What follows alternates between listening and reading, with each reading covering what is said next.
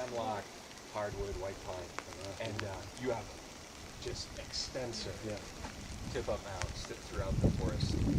You got to think they're important. Well,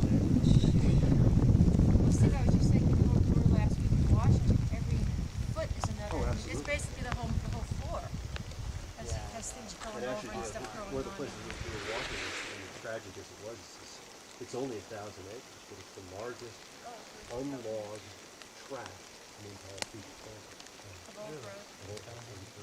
In your drought, 95 degrees, 65 mile an hour winds, you know, probably approaching, you know, one end of the sort of extreme spectrum. And in terms of what carries the fire, it's not that the big fuels that carry the fire. They may burn in small ways. 2/3 of this on the ground, and the rest is dead with no needles. Maybe when the fire hits that. But I think in these habitats, like what you were saying, or in a you know, If you're on the top of a dry south-facing slope peak or line. something, it's different. We've got white Or bark if they're pine at some hot of our and not sites laying in the that soil. got hit on the 1910 fire. They're standing. I can still core them and find out what beetle killed them. But Really? you know, you get onto wetter slopes, things rot faster. Well, what do you think in terms of how these trees are going to remain standing? How long and how they're going to start falling out? Because they say, you know, it's going to be like 5 years, you know, everything on the down, ground. down. And then you'll get a fire and it'll burn all the soils and So they really don't do much for controlling Doug fir beetles in the big trees. And the smaller Doug fir that are killed, they will go through bark. The lodgepole pine forest, whole different story. You can actually get the woodpeckers to control 90% of your mountain pine beetles over the winter. So they're your best friends. If you can keep your woodpeckers in their stands, you lick a lot of the problems. Well, we were just talking about in the Not winter, here. they're really active. Yeah, Is it, that's their food. so where do they go in the summer? Where are they feeding in the They're summer? here, but they feed on easy food, you know, bugs, things flying around. You don't have to dig for food, don't why bother. Right? So even the woodpeckers are...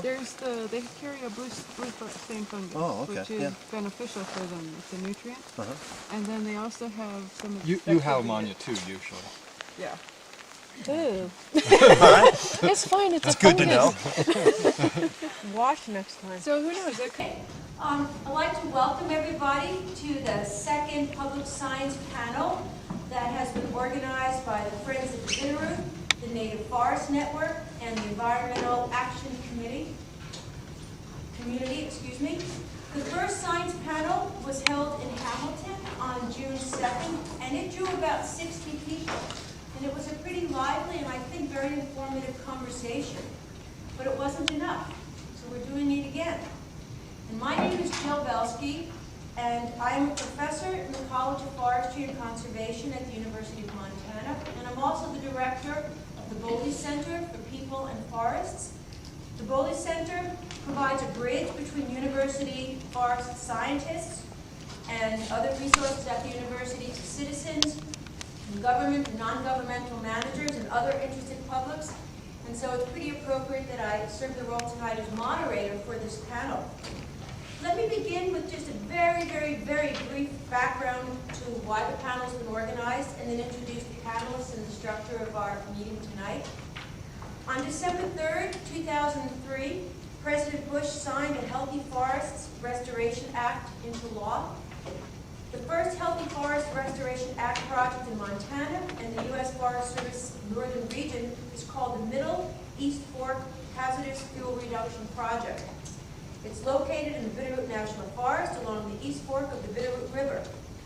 And as many of you already know, there's been a lot of discussion on the intent of the Healthy Forests Restoration Act, and even more on the best ways to accomplish these goals. While the official comment period on the Bitterroot National Forest proposed Middle East Fork Hazardous Fuel Reduction Project is over, the organizers of the panel tonight are trying to continue general public education on this project and the topic of forest health in general, and also to encourage the public to let the Bitterroot National Forest know how they feel about the project. So we're going to begin tonight with a lot more and specific background on the project. We'll first have representatives from the Bitterroot Forest Service who will provide their view of the act and their preferred alternative to. and then we'll shift over from a representative to talk about alternative 3. And I'll introduce each speaker before they come up. So first we'll have Tracy Hollingshead, who is the Missoula District Ranger. She wants to give a short, brief background to the project, and then we will have Sandy Mack, who is the project team leader from the Bitterroot Forest, talk on alternative 2. On my left, we'll have Matthew Kohler, who is director of the Native Forest Network, speak about alternative 3. And each of those folks will keep their comments to about under 15 minutes or so. Then we are going to turn over to our other distinguished panelists. We've invited tonight 3 PhD scientists who've been asked to join this discussion to help flesh out some of the issues with the forest science concerning all the difficult questions of what is and how best to achieve forest health. Let me just briefly introduce who they are. Oh, and I should add that I know that quite a few of the forest scientists were asked to join the panel tonight, but because of complicated summer schedules, not others were able to join us. So we will have Dr. Diana Six. Just give a hand, or you see the signs up there. She is a specialist in entomology. She's an associate professor of forest entomology and pathology in the Department of Ecosystem and Conservation Sciences here at the university. And she currently conducts studies on bark beetle ecology and management and the effects of invasive plants on native plant, arthropod, and vertebrate communities, and is involved in the National Fire and Fire Surgeon Study. So she'll be our expert on some of the insect and bug issues. Next, we have Dr. Stephen Siebert, who is whose specialty is forest ecology, especially in the tropics. Dr. Siebert's a professor of forest ecology at the university, and his teaching and research focus on the ecology and management of working forest landscapes. He says he enjoys practicing what he preaches on his own privately owned 40 acres of rich Douglas fir forest in western Washington, where he's attempting to restore old-growth forest structural conditions and species diversity through selective timber harvesting. And our third speaker tonight is Dr. Chris Frizzell, whose specialty is aquatic ecology. Dr. Frizzell is a senior staff scientist at the Pacific Rivers Council and affiliated faculty member here at the university as well, particularly with the Flathead Lake Biological Station. Dr. Frizzell was one of 8 authors of a review of post-fire logging. Okay, so let us begin now with a little bit of a formal introduction and perspectives on the different alternatives. So I would like first to ask Tracy Hollingshead, the Missoula District Ranger, to give us a little background on the project. You are welcome to stand wherever you want. Okay. You have a mobile mic if you feel more comfortable to use I as think well. everybody can probably hear me. Is this good? Okay. Well, good evening. I'm Tracy Hollingshead, and I am the Missoula District Ranger. And I just wanted to take a few minutes tonight to give you a little bit of history about this project, a little introduction. And first of all, I want to thank the Native Forest Network and Friends of the Bitterroot for inviting us to participate tonight. Although the Forest Service was not involved in selecting any of the panelists, I look forward to hearing what they have to say. So I will start out with this little brief introduction, and then Sandy Mack, who is the project team leader for the project, is going to give a little bit more of a detailed description of Alternative 2, which was the collaboratively developed alternative. The Forest Service and members of the community who chose to participate in that effort. So I wanted to say that one of the outcomes I hope that can happen tonight is that there is a better understanding of Alternative 2 and what is being proposed in Alternative 2. I hope that we're able to clearly describe what that alternative proposes to do, and that it may clear up some misconceptions that I feel like might be out there about what that alternative proposes. This project stems directly from the Bitterroot Community Wildfire Protection Plan. And the priorities that were discussed in that plan were used in developing this alternative. I think this is just a really important point that I think is overlooked in this project, And so I just wanted to make sure that I could talk a little bit about that history, because I think it's important to the project. So after the fires of 2000, community discussion began about what could be done with fuel reduction and forest management related to fuel reduction. And though during the fires of 2000, as you know, 350,000 acres in the Bitterroot Valley burned. Over 1,500 people were evacuated from their homes, and the folks that lived in this Middle East Fork area were among those who were evacuated. And so they had a very strong interest in working on some sort of a community plan of what could be done to reduce that risk. There were 14 post-fire public meetings that were held across the valley. And in those meetings, there was consensus that, yes, some sort of fuel reduction work needed to be done. And there were diverse consensus-building groups that supported that action also, like the Forest Consensus Council and the Valley Resource Advisory Council. So, a little bit of background about the Community Fire Plan. I'm going to read these so that I don't screw this up. There was a public process. The public was invited to participate. There were meetings held throughout the valley. The Middle East Fork area was identified as a high priority area to treat hazardous fuels. And a couple of concepts that I'm going to highlight from the plan are, first of all, the plan states that one of the purposes of the plan was to promote the role of fire in the ecosystem. So it wasn't just about protecting structures. That was one of the purposes of the plan. It also highlights the need to take some proactive actions to mitigate the risks of uncharacteristic wildfire, especially in the wildland-urban interface. Another point is that the plan states that focusing exclusively on protecting human structures ignores the values that a healthy forest provides to our communities and our quality of life. So this is all directly from this public plan that was developed. Another point, strong agreement was reached during development of the plan that simply preserving a structure provides a very limited and unacceptable approach to protecting the attributes of the interface that Valley residents value so strongly. So just, I wanted to make sure that there was this background, that you all understand that history, because that is where these projects began. Another point is that the plan talks about, because decades of fire suppression have altered fire-dependent ecosystems throughout the West, we have inadvertently created heavy fuels that are more susceptible to intense burning. So, the plan talks about a need for active management in those heavy fuels before fire can be allowed to play its natural role in the ecosystem. The fires of the last 5 years locally have shown us what potentially are some of the risks and the types of fires that we can have in this situation.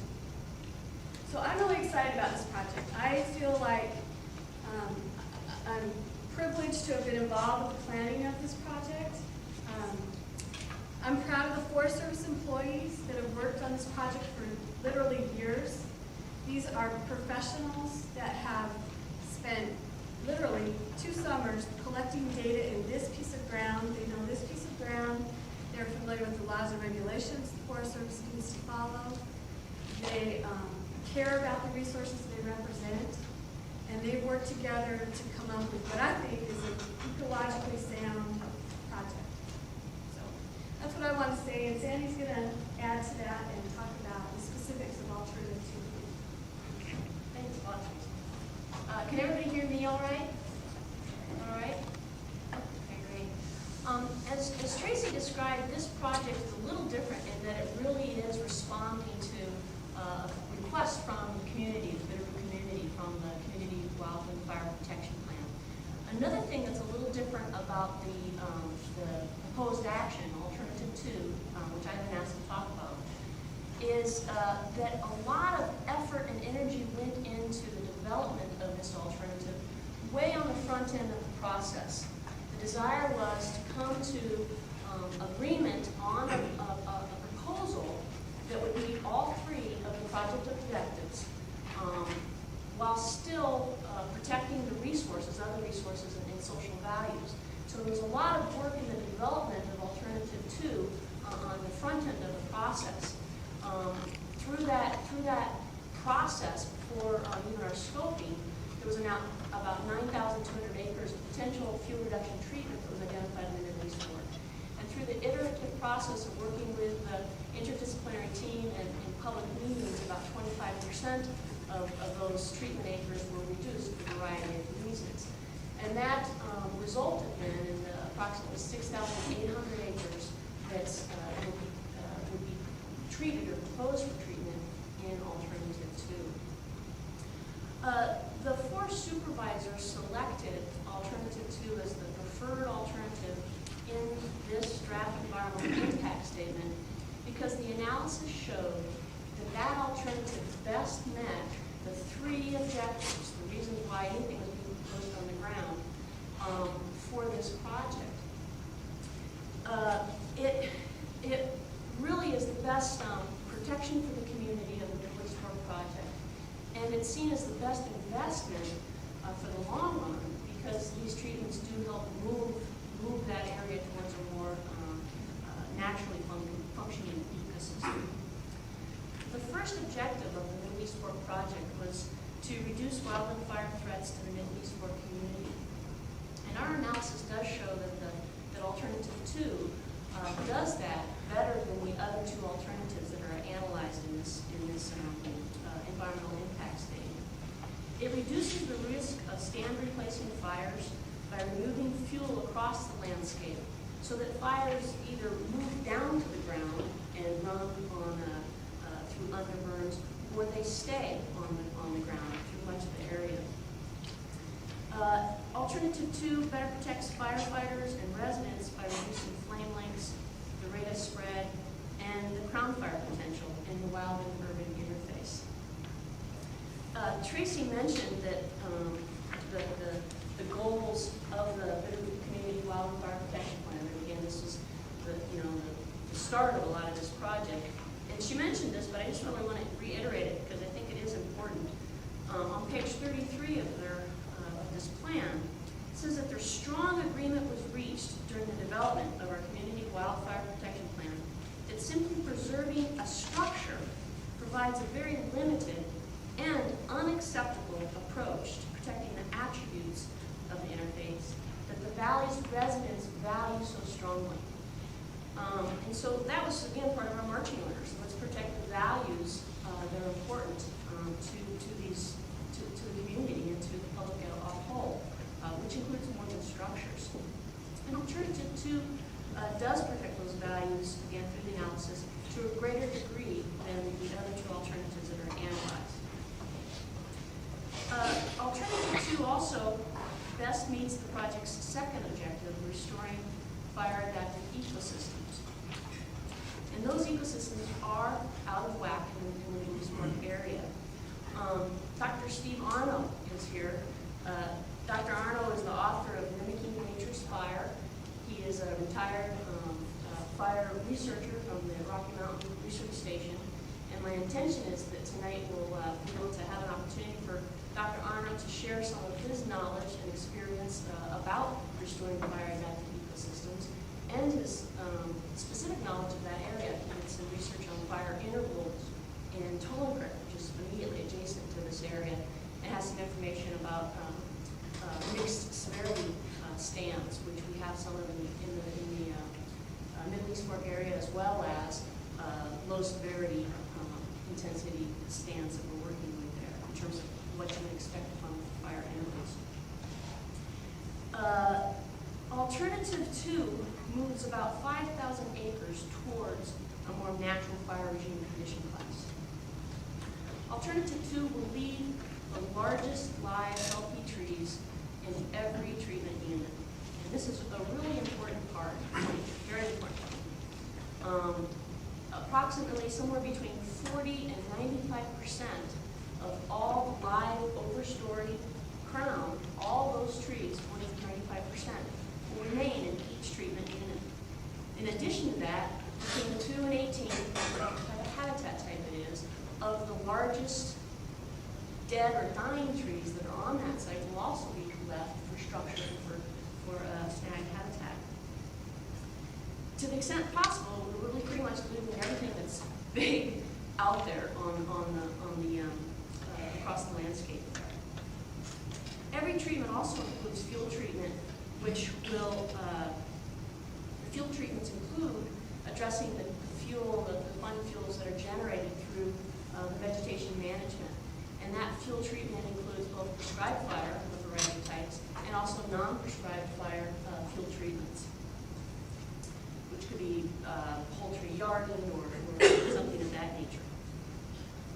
Where appropriate, and what I mean by that is where the habitat type indicates that this would be the expected vegetation and composition in the area, Alternative 2 works to restore ponderosa pine, which is been seen through the analysis to have been drastically reduced on the landscape in the Middle East Fork, specifically in the Middle East Fork.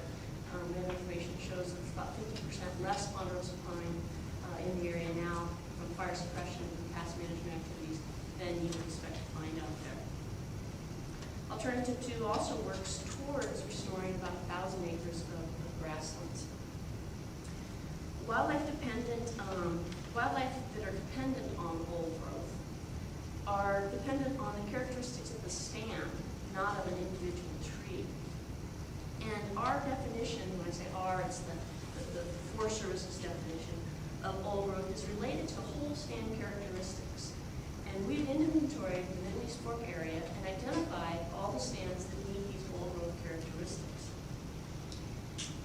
In all the stands that will be treated in both Alternative 2 and Alternative 3 that meet these old growth characteristics, after the fuel has been reduced, these old growth characteristics will be retained in both alternatives.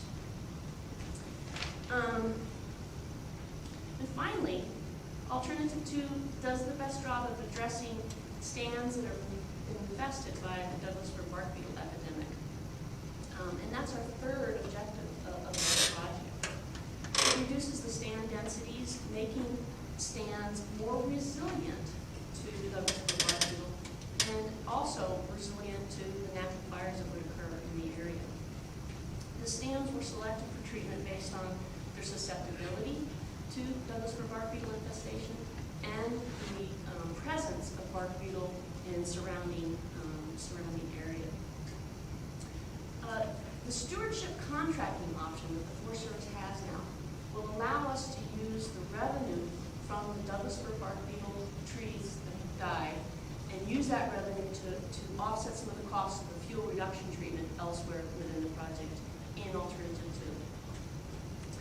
2. It's a real brief, quick overview of Alternative 2. I'm not a specialist in any one of these particular areas, but I'm excited to hear the other scientists, and I would like to answer your questions, and I will also call on Dr. Arnold and Tracy and Cheryl Meekin, who's our silviculturist, is also here, so I'm hoping that Cheryl can answer some questions too. So thank you very much. The specialists are currently working on analyzing the public comments that we've received, and I know the community. Every time somebody from the community sees me, they're anxious to have this project go through. So they ask me about it. So we do hope to be able to do some field work soon. So thank you very much. Great, thank you. Okay, now we'll turn, Matthew Kohler will speak on Alternative 3. All right. My name is Matthew Taylor, and I'm with the Native Forest Network. Just wanted to tell people a little bit about the Native Forest Network. This is not the only Healthy Forest Restoration Act project that we're involved with. Even though we had some concerns with the Healthy Forest Restoration Act and some of the provisions within that bill and some of the provisions that weren't included in that bill, we're actually involved right now and have been since February in a collaborative process out in the DeBorgia, Hog, and Saltese area on the Lolo National Forest, working on a Healthy Forest Restoration Act project in that community.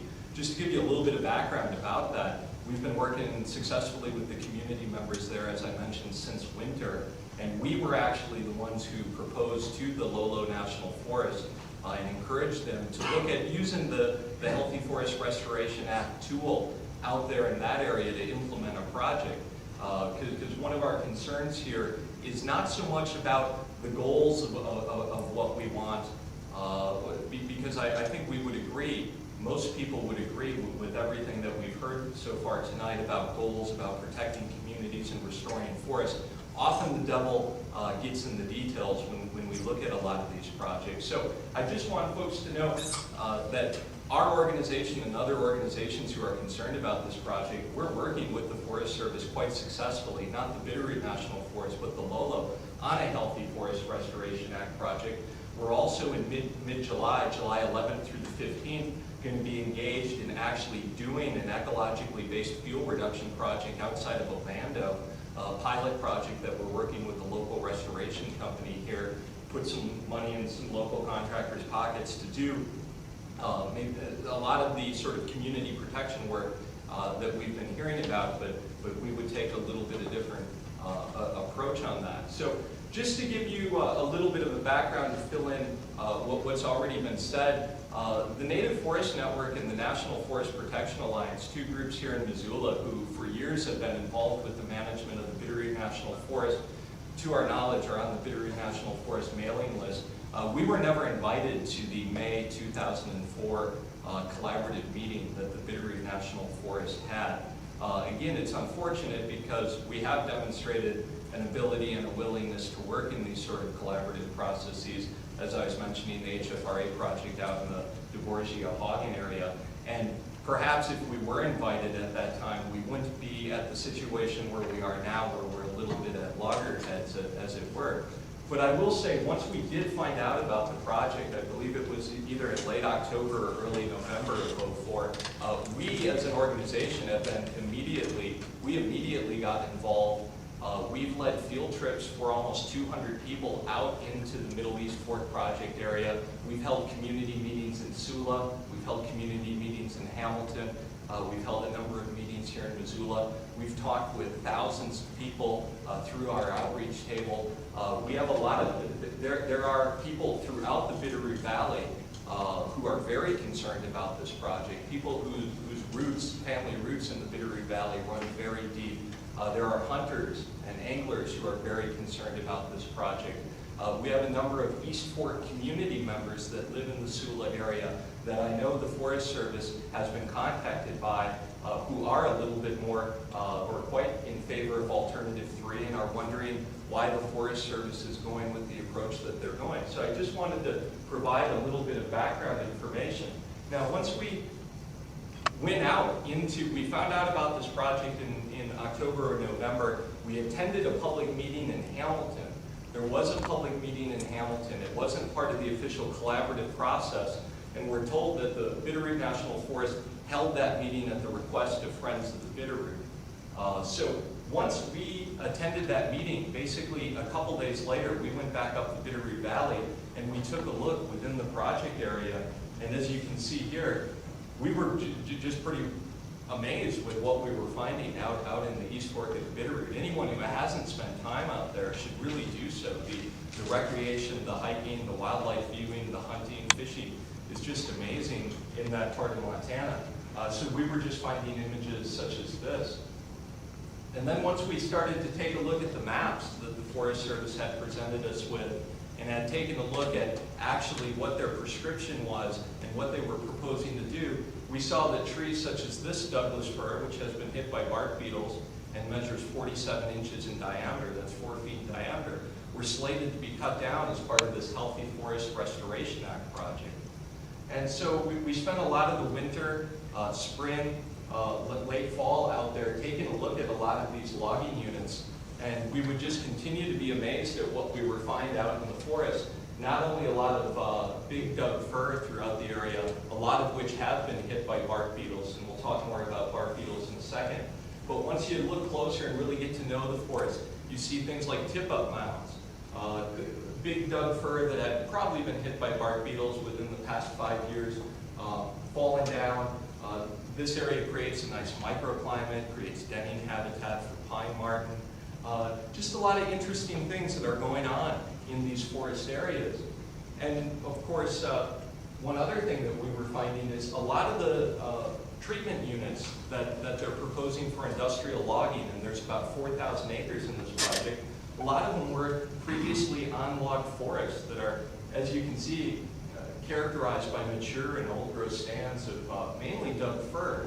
You know, there seems to be a war on Doug fir with the Forest Service. This project area, many of these units are up around 6,000 feet, some even higher than 6,000 feet. A lot of times we're on north to northeast facing slopes. My understanding of forest ecology is that's not exactly prime pea pine growing habitat. The other thing that we found when we were out in the woods is we find nice pea pines like this. This is in the Teepee Creek area, which does have a pretty large population of pea pine. We're not finding a lot of big old pea pine throughout other parts of the project unit. But then we'd see, yeah, you know, we all want to see that big pea pine stay out there. And we got some of these little trees. This one measures 8 inches in diameter. Those are about the same. Maybe there is some fuel reduction work that we can do down there.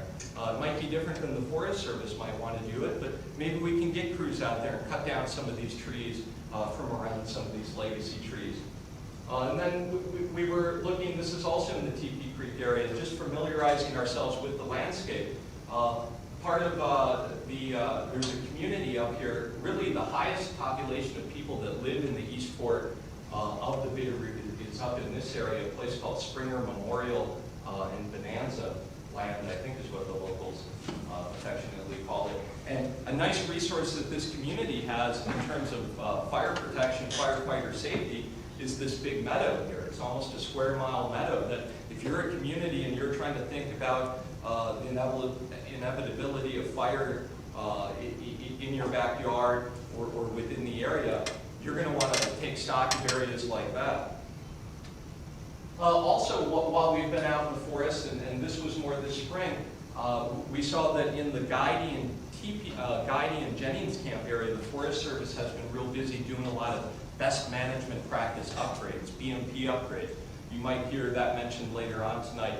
It's not restoration, but it's a mitigation measure. They'll do mitigation measures on the road to ensure that whether it's log truck traffic or hunter traffic or people going on hikes, that the road will be up to standards and we won't see problems. Now from a distance, this looks nice, but you know, notice what's going on here. As you get up closer, and this was this June, not heavy rain in the Bitterroot Valley, but steady rain. And look at what's happening if you just follow this trail, bleeding sediment right into the creek.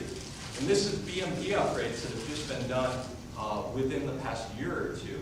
And highly touted, I would say. One thing that we find throughout the Bitterroot Forest is a lot of their BMP upgrades, while they sound nice on paper, we're finding because they're not implemented correctly, the mitigation that it seems to purport doesn't actually happen on the ground. The other thing that we see when we walk through these units is this might look like a hiking trail, and that Jeanette's causing a lot of erosion here. I don't think a person has probably been here in quite some time. This is actually a game trail. And any hunters in the room know that the East Fork of the Bitterroot has the largest elk herd in this part of Montana, the bighorn sheep in that part of Montana. A lot of bighorn sheep in that area. It's critical winter ground. And then once we look up into the trees, maybe turn our ears, we're hearing a lot of woodpecker activity. The Doug fir bark beetle is basically followed around by a number of woodpeckers, such as the downy, the hairy, the three-toed, and the pileated, with whom we're affiliated. They're following a lot of the bark beetles around. And you know, one thing, Dr. Dick Hutto, who is a well-regarded scientist here, specializes in birds, you know, we were having a conversation with him, and he said, well, healthy forests, well, these forests up in the East Fork that have been hit by bark beetles seem pretty healthy for woodpeckers, seem pretty healthy for the elk and the bighorn sheep. And again, you know, a lot of this is how do we define a healthy forest, and healthy for who? Is it healthy for the critters that live out there? Because we haven't really seen any evidence of critters fleeing from these areas, running for their lives. So It's just kind of interesting to think about healthy for who and healthy for what. The other thing that we're seeing throughout the project area, and this is Unit 17, which they proposed for a regeneration harvest, is we're seeing a lot of past logging activity. Unit 20 right here. A lot of the logging units that are proposed as part of the sale are directly adjacent to past cutting units from the 60s, 70s, and 80s. Intermediate cut unit right over there. This is within the project area, no cutting unit in this area, but part of the Birdie Lower drainage, looking south and then looking north. This actually might look like it was done a long time ago, but it was actually done within the past 2 years. It was part of the burned area recovery plan. That's what post-fire and post-insect logging looks like on the Bitterroot National Forest. This is a clear cut from the 80s. It actually extends almost down to a little drainage here. This right here, this patch of on-log forest, you can kind of see some of the bark beetle activity in there. That's Unit 13. So again, one of our concerns when we've been going out into the forest is, what's that going to look like once we're done? So based on all of this, based on not being involved in the collaborative process, based on the fact that we didn't feel as if the Forest Service's preferred alternative was really appropriate, and I will keep in mind, yes, there was a collaborative process. Yes, the Forest Service met with local community members.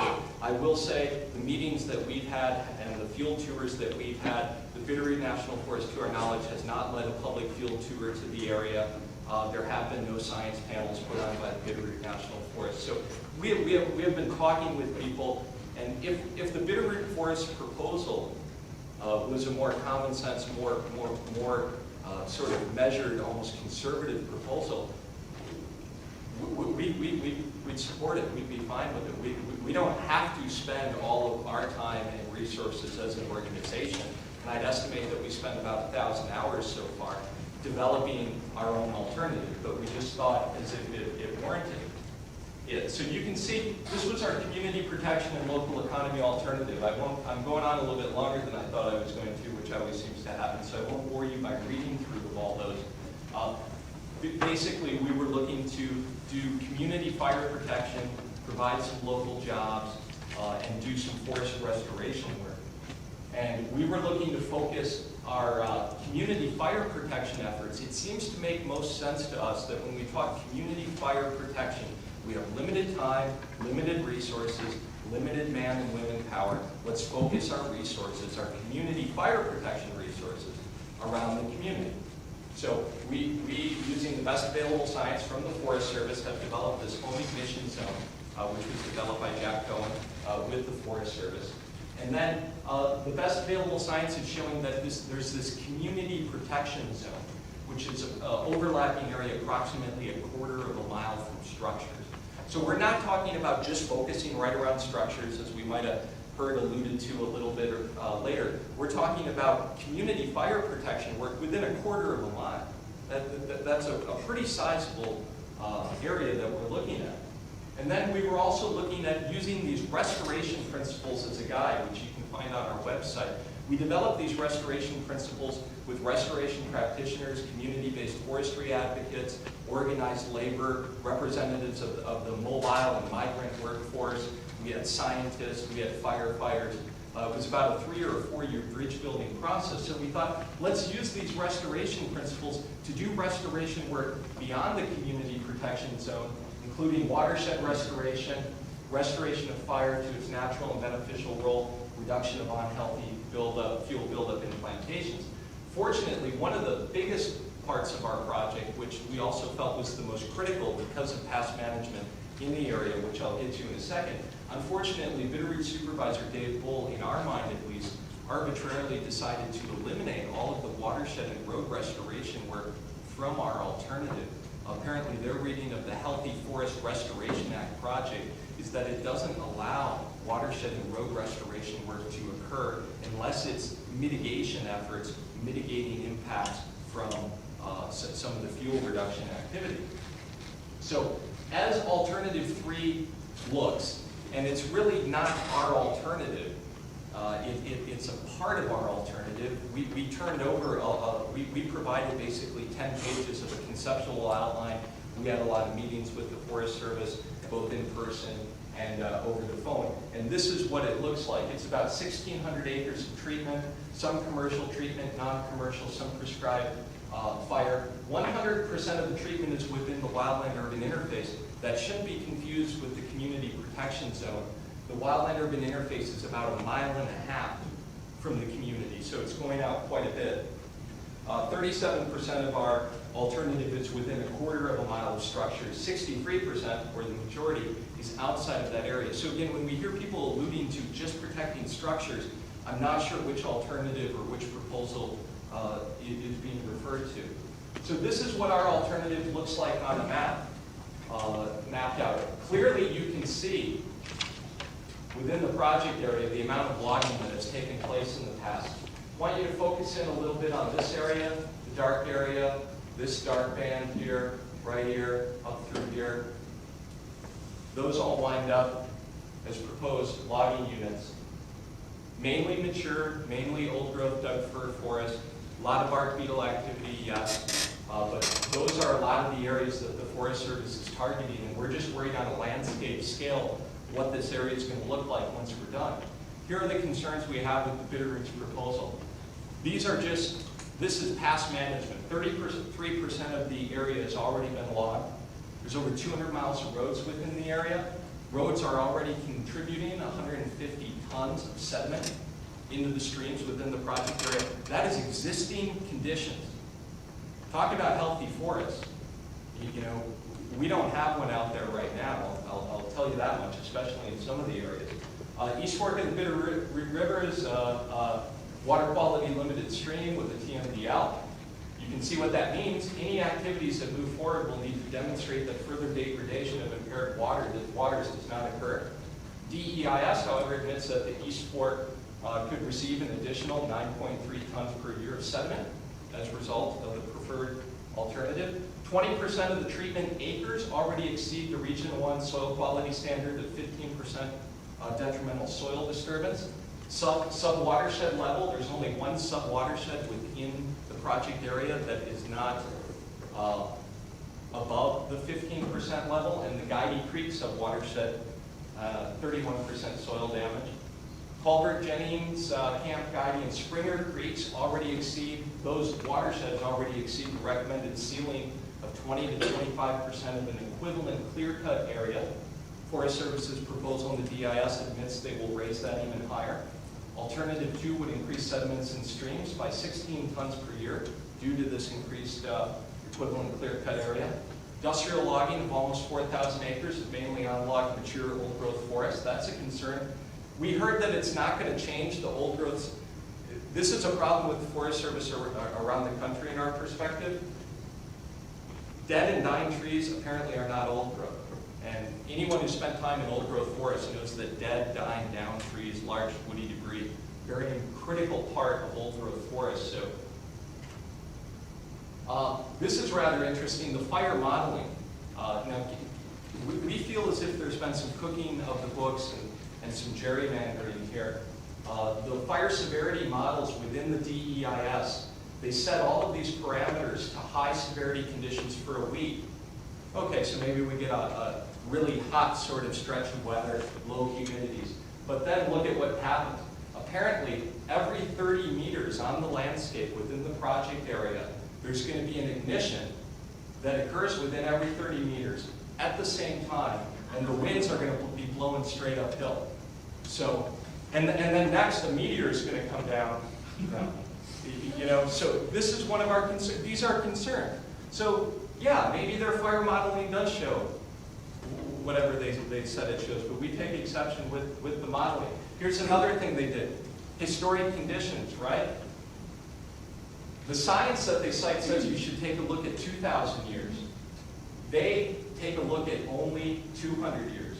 As was pointed out here by the Pacific Rivers Council, it's like taking a graph of fluctuations over 2,000 years, cutting off the first 90%, erasing any peaks and troughs from that, and then calling what remains the range of calling it natural or normal. So let me, okay. So again, we've just been meeting with folks. We've done meetings in Missoula. We've done meetings, we've done a number of field trips. This one we co-sponsored with the Montana Logging Association. Getting out, this is unit 13 from the ground, spring. There's about 10 springs within that unit. Just talking with people. Again, we're very concerned about this project. We're very concerned about the implications. This was the Hamilton meeting. Getting down and talking with a lot of people, learning ourselves. We for sure do not know all the answers. We are working, as I said, with scientists, with hunters, with community members, with loggers, with firefighters, with a variety of folks. This is not just, in any way, stretch, or form, just the Native Forest Network. And, you know, again, these are beetle-killed trees. There's impacts to removing those from the landscape. It doesn't just involve the actual physical cutting of the trees. There's real problems out on that landscape as far as restoration needs that are going unmet by this proposal. And we're just worried that given the sort of poor state of the watershed already, poor state of the soils in that area, what is industrial logging of another 4,000 acres of old growth going to mean? So we encourage folks to learn more, ask great questions tonight, and get involved one way or another. Thank you.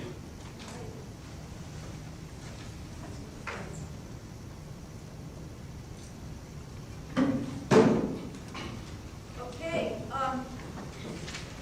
pretty briefly, we're just going to have the different forest scientists introduce themselves and say a few words, and then hopefully by around 8 o'clock we'll turn into question and answers and have another full hour of just question and answers. So how about if we begin? I've already given the introductions with Dr. Diana Six, our entomologist. Okay. Can you hear me when I talk? I can turn this here too. Okay. Turn this one up. It's on. Okay. I usually have to yell in here. I teach in here, and usually it's like 240 students, and they're all talking. So it'd be nice not to have to yell for once. Again, I'm Diana Six, and I'm an entomologist and pathologist, and I work primarily with insects and diseases that affect conifers in western forests. The main focus of my research is bark beetles, and I've worked on bark beetles for I think about 13 years now. And before that, I worked very heavily with biological control and integrated pest management. And so I have quite a bit of background in a lot of different things. But for the last 13 years or so, it's been pretty heavily focused on bark beetles. I work on a lot of other things as well, a lot of assessments of restoration efforts. I work a bit in whitebark pine, where we're looking at ways of kind of bringing this tree that's declining due to blister rust and fire suppression and down that pine beetle back onto the landscape. Work a bit with bark beetles and fire. I'm the site discipline leader for the National Fire Surrogate Study for the Montana portion. And I also work a lot with invasive plants, and so I work a lot with the effects of knapweed on native communities, and then assessing the effects of things like herbicide treatments and stuff that are meant to restore communities, to monitor them and see if these things really do restore communities or not, or send them off in some other trajectory. So I also work with things like implementing thinning or burning and thinning or no treatment, these kinds of things to see what their impacts are on beetles and so forth. So that's a lot of my focus. I'm also kind of a closet geneticist. So I also work a bit with genetics, and so a lot of population genetics and evolutionary genetics, and so I also have some idea of what the impacts are of certain management treatments on our genetic resources out there. And so with the continuing threat of climate change and global warming and all that means with trees and bark beetles and so forth, there's some really important issues as far as genetics that need to be addressed when considering implementation of treatments as well. So this is just a little bit of my background. I don't have much background in fuels, that kind of stuff, but I'll be more than happy today to answer anybody's questions on bark beetles, diseases to a lesser degree, things like that, and also perhaps my questions about potential impacts on genetics. Great. Our next panelist, Dr. Stephen Seaman, forest ecologist. Thanks. I begin by just reiterating something that Sandy said, and that is, in addition to the experts in the audience that she mentioned, there's Ron Wacamino and Les Marco, and I don't know who else has walked in. In many respects, we just turned this around, and the audience is the expert as much as this panel, I think. I thought I'd like to make just two comments about this project. One with regard to some of the background science, how the problem is envisioned, and then secondly, with regard to the process or implementation, how to best get something done on the ground. And I think it's already been noted that there are a couple of basic goals or objectives in this project. One is reducing wildland fire threats, and the second, which I grouped together, restoring fire-adapted ecosystems and restoring the stands affected by notice for bark beetle. In listening over various sessions and presentations and tonight and looking through some of the documents, there doesn't seem to be a whole lot of disagreement with regard to objective one, particularly with the fire, reducing wildland fire threats within that 400-meter area around structures. Both alternative 2 and 3 seem to address that. The second topic, the second objective, restoring fire-adapted ecosystems and restoring stands affected by bark beetles, obviously a lot more contentious. And I grouped those together because I think they really reflect a more fundamental perspective, and that is what is really not just a regional, but a truly global effort or paradigm that's emerged in which we're thinking critically about how to restore natural ecosystem conditions, forest health, or what's sometimes called emulating natural disturbances. And when I think about this, it raises immediately just so many questions. Matthew alluded to a couple of them. Well, what is natural? What is a healthy forest?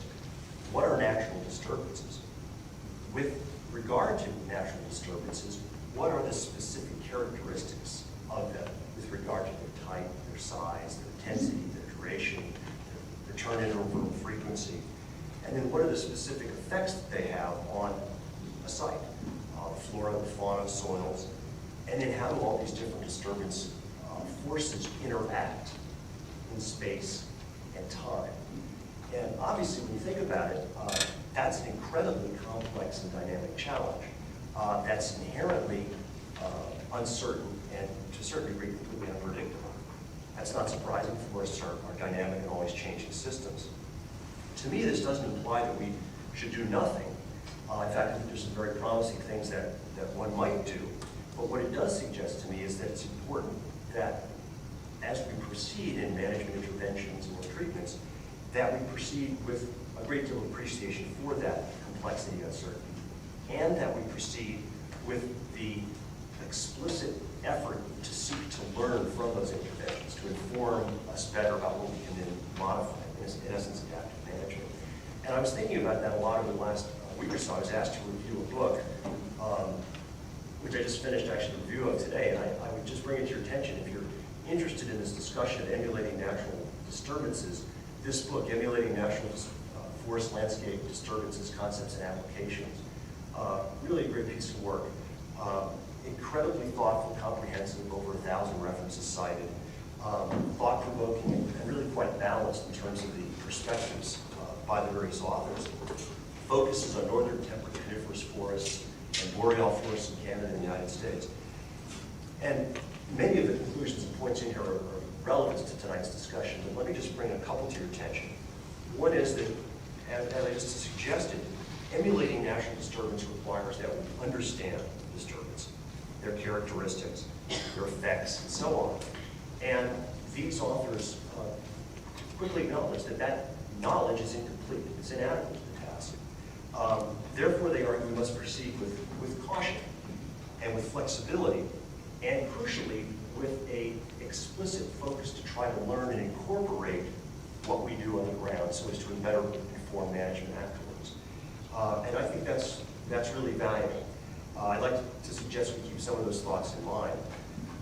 With regard to the second point about the process and the implementation, how to get something done on the ground, Again, it doesn't seem like there's a whole deal of conflict with regard to fuel reduction within that 400-meter fuel zone. But there is a great deal of conflict on these other issues. And again, in thinking about this issue, I recall just having participated in a conference a week and a half ago organized by the Bowlby Center and others with regard to community forestry. And this was a national conference which brought people from around the country and around Canada to share their experiences and challenges on collectively and collaboratively managing forests. And the conference included a day of field trips, one up to the Sealy Swan, one to the Blackfoot. I went to the Blackfoot. And the purpose of the field trip was to meet with members of the Blackfoot Challenge who for over a decade have been working to collaboratively address the challenges in the Blackfoot watershed. And you couldn't ask for a more diverse group. This is a group comprised of large ranchers, other private landowners, representatives of the U.S. Forest Service, U.S. Fish and Wildlife Service, and I believe at least 3 state agencies. You know, that right there, you say, my gosh, what a potential for conflict. The issues that they're dealing with are incredibly conflictual. Ranching, logging, endangered species, sprawl, second home development, and the list goes on and on.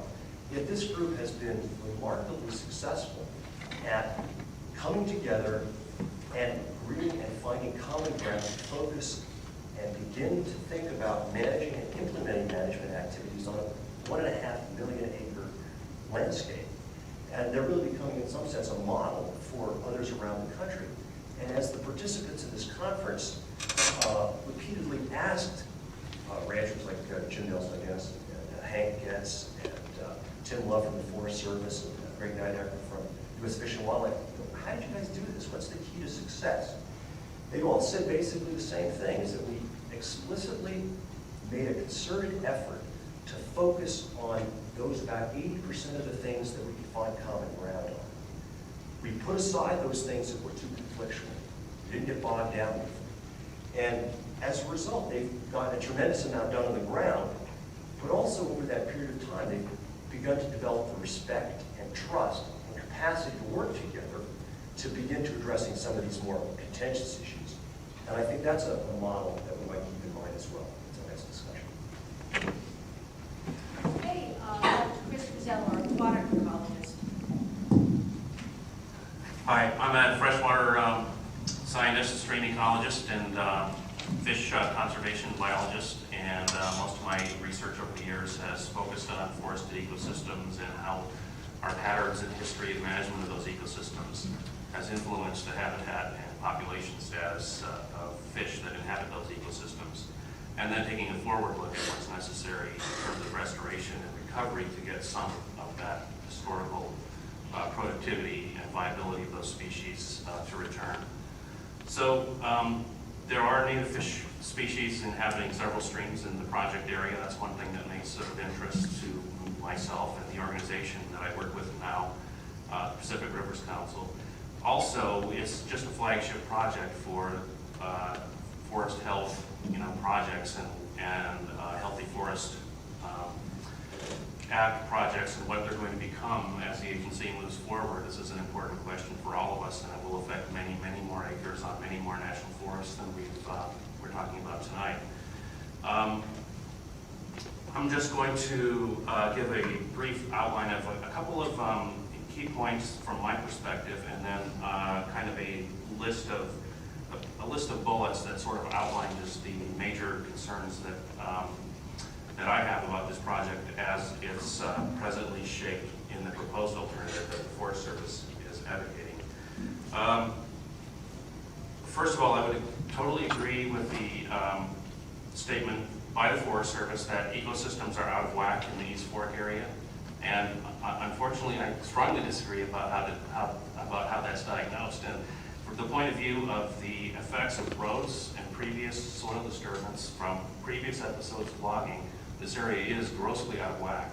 Those streams are choked with sediment loads from historical erosion problems. There's ongoing erosion problems as we've seen and heard about from the existing road network that have not been taken care of. There are persistent soil compaction problems from historical activity throughout in many parts of the planning area that have not been taken care of and probably actually can't be mitigated, frankly. They're probably something we'll have to live with for the next several decades or century. Those are how I would define the health of this ecosystem. And then if a healthy forest project does not address those man-caused sources of harm to the ecosystem, then it is not a healthy forest project. The streams, the watershed is part of the forest and needs to be addressed that way. We cannot separate the trees and the road system and operate on the road system as if it's not impacting the rest of the ecosystem. There are a whole bunch of wildlife, terrestrial wildlife issues that are also coupled with the road network that we could talk about if we had the right expertise in the room. That also need due attention, I think, taking this perspective.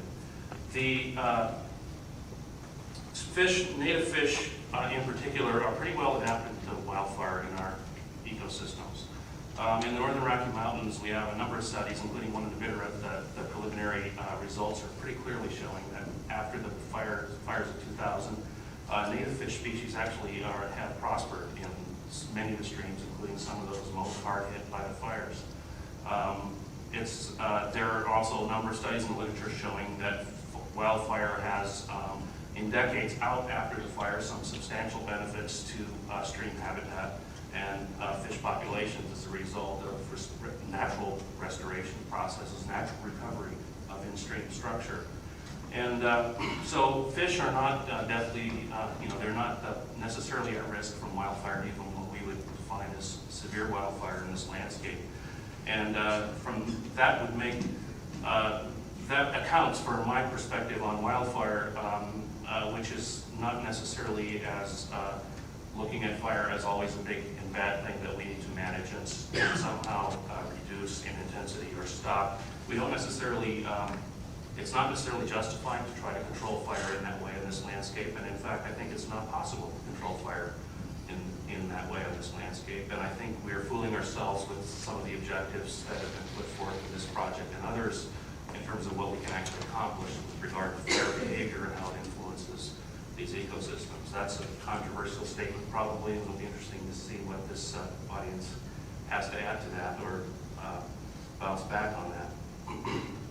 But the way I would shape this project up is the activity and the money is concentrated on manipulating forest structural conditions in response to beetle kill, which is also not necessarily a serious problem for the freshwater components of the ecosystem, and in order to manipulate the landscape to produce some desirable future fire behavior. But I would say on both counts, those objectives, those goals are highly speculative, and that's cast against the highly certain outcome of an existing road network that's not being appropriately addressed, remediated to reduce impacts, and additional soil disturbance, which is going to be a cumulative impact, cumulative harm above and beyond the existing soil damage that's already there. Okay.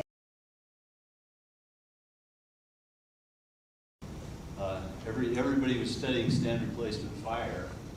When I got my PhD in 1970, in forest ecology, I thought fire was standard placement. That was the conventional wisdom. And then the year later, the Fisker started the habitat diet studies. We were charged with visiting undisturbed stands in all forest types all over the state.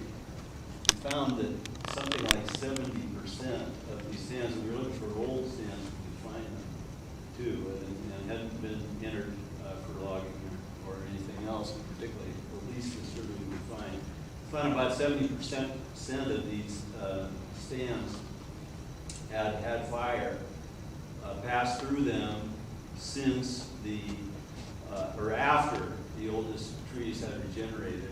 In other words, we had a history of either understory fire regime or mixed fire regime. So we had sublethal fires passing through about that percentage.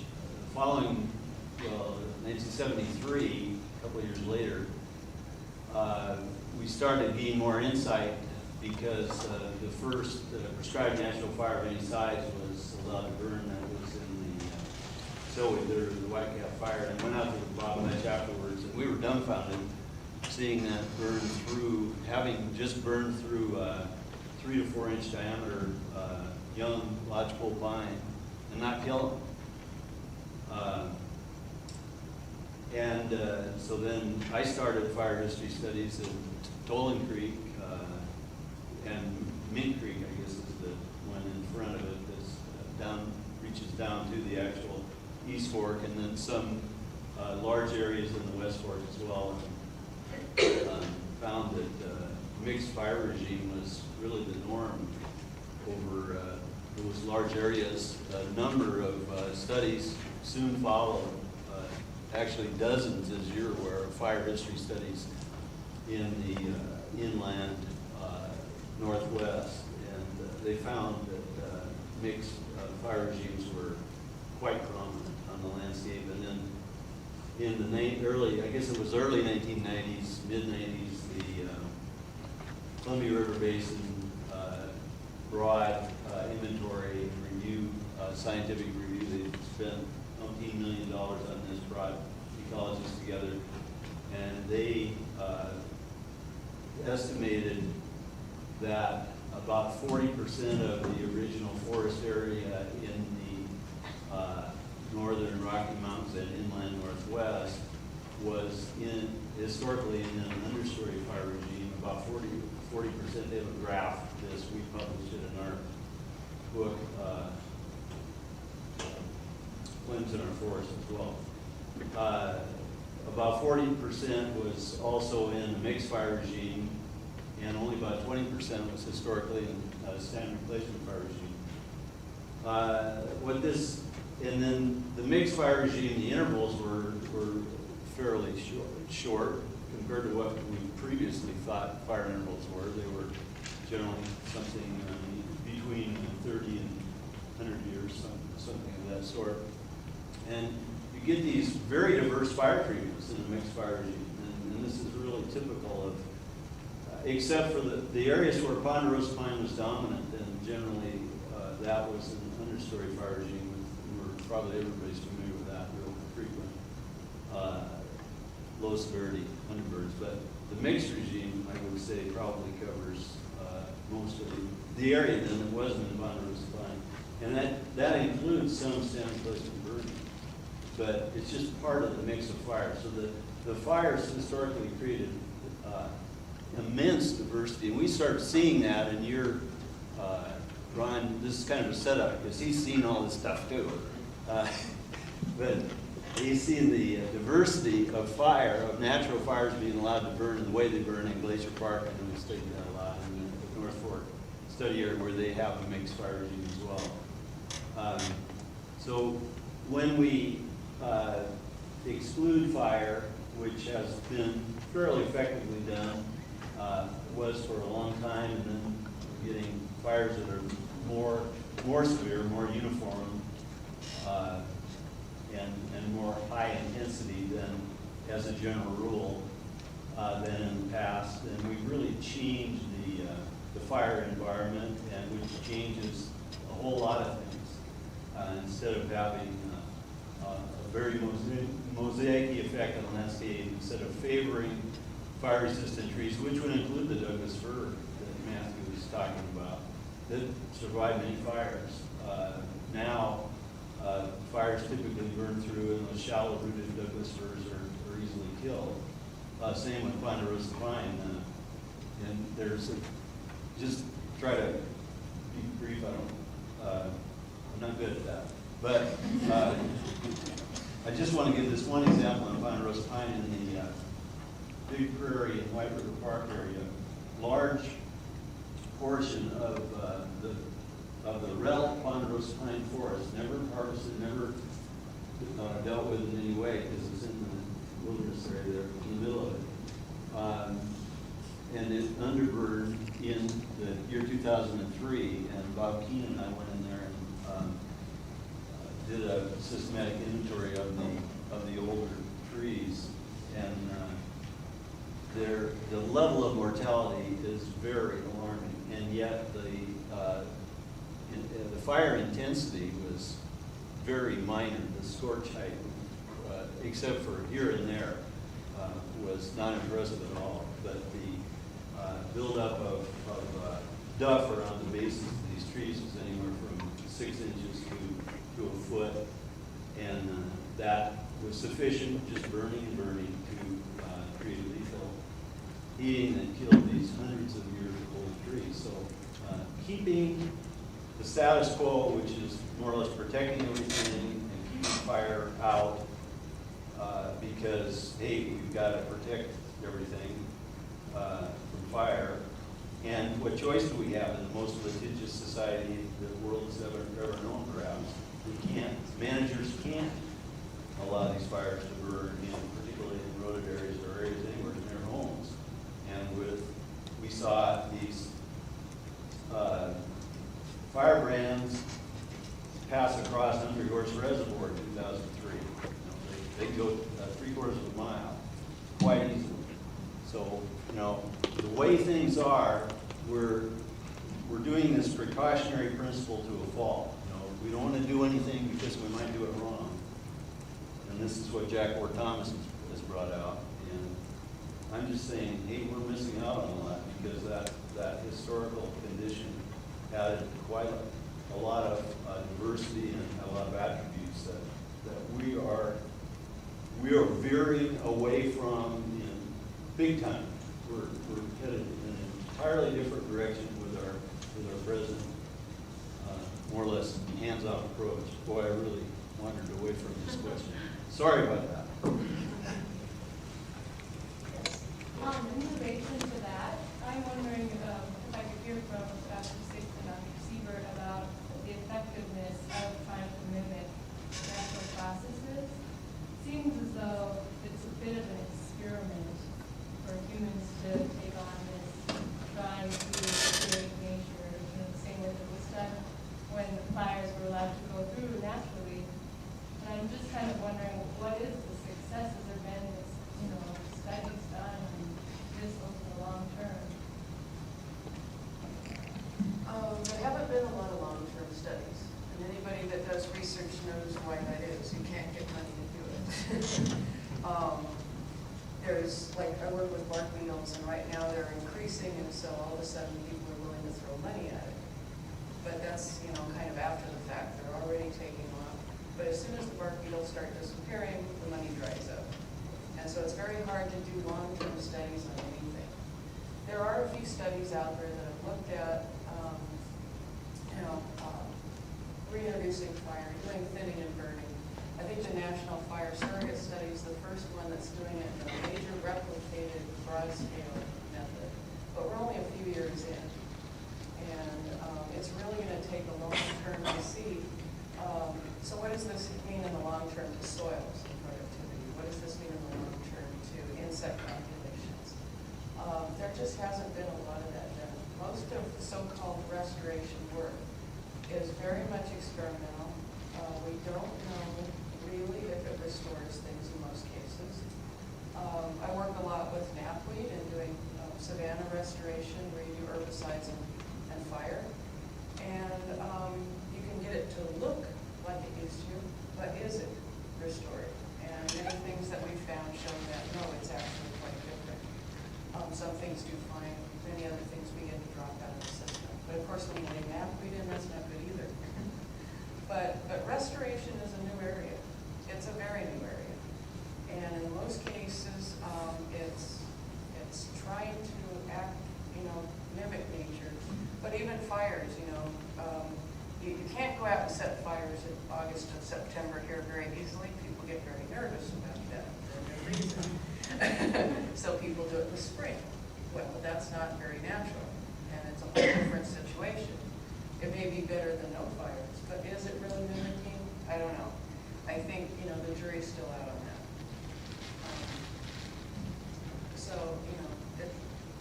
We don't know. I would certainly second that. The efforts to mimic natural disturbances are experimental. That doesn't mean there shouldn't be attempts to explore. I think Dr. Arnold makes a great point. Systems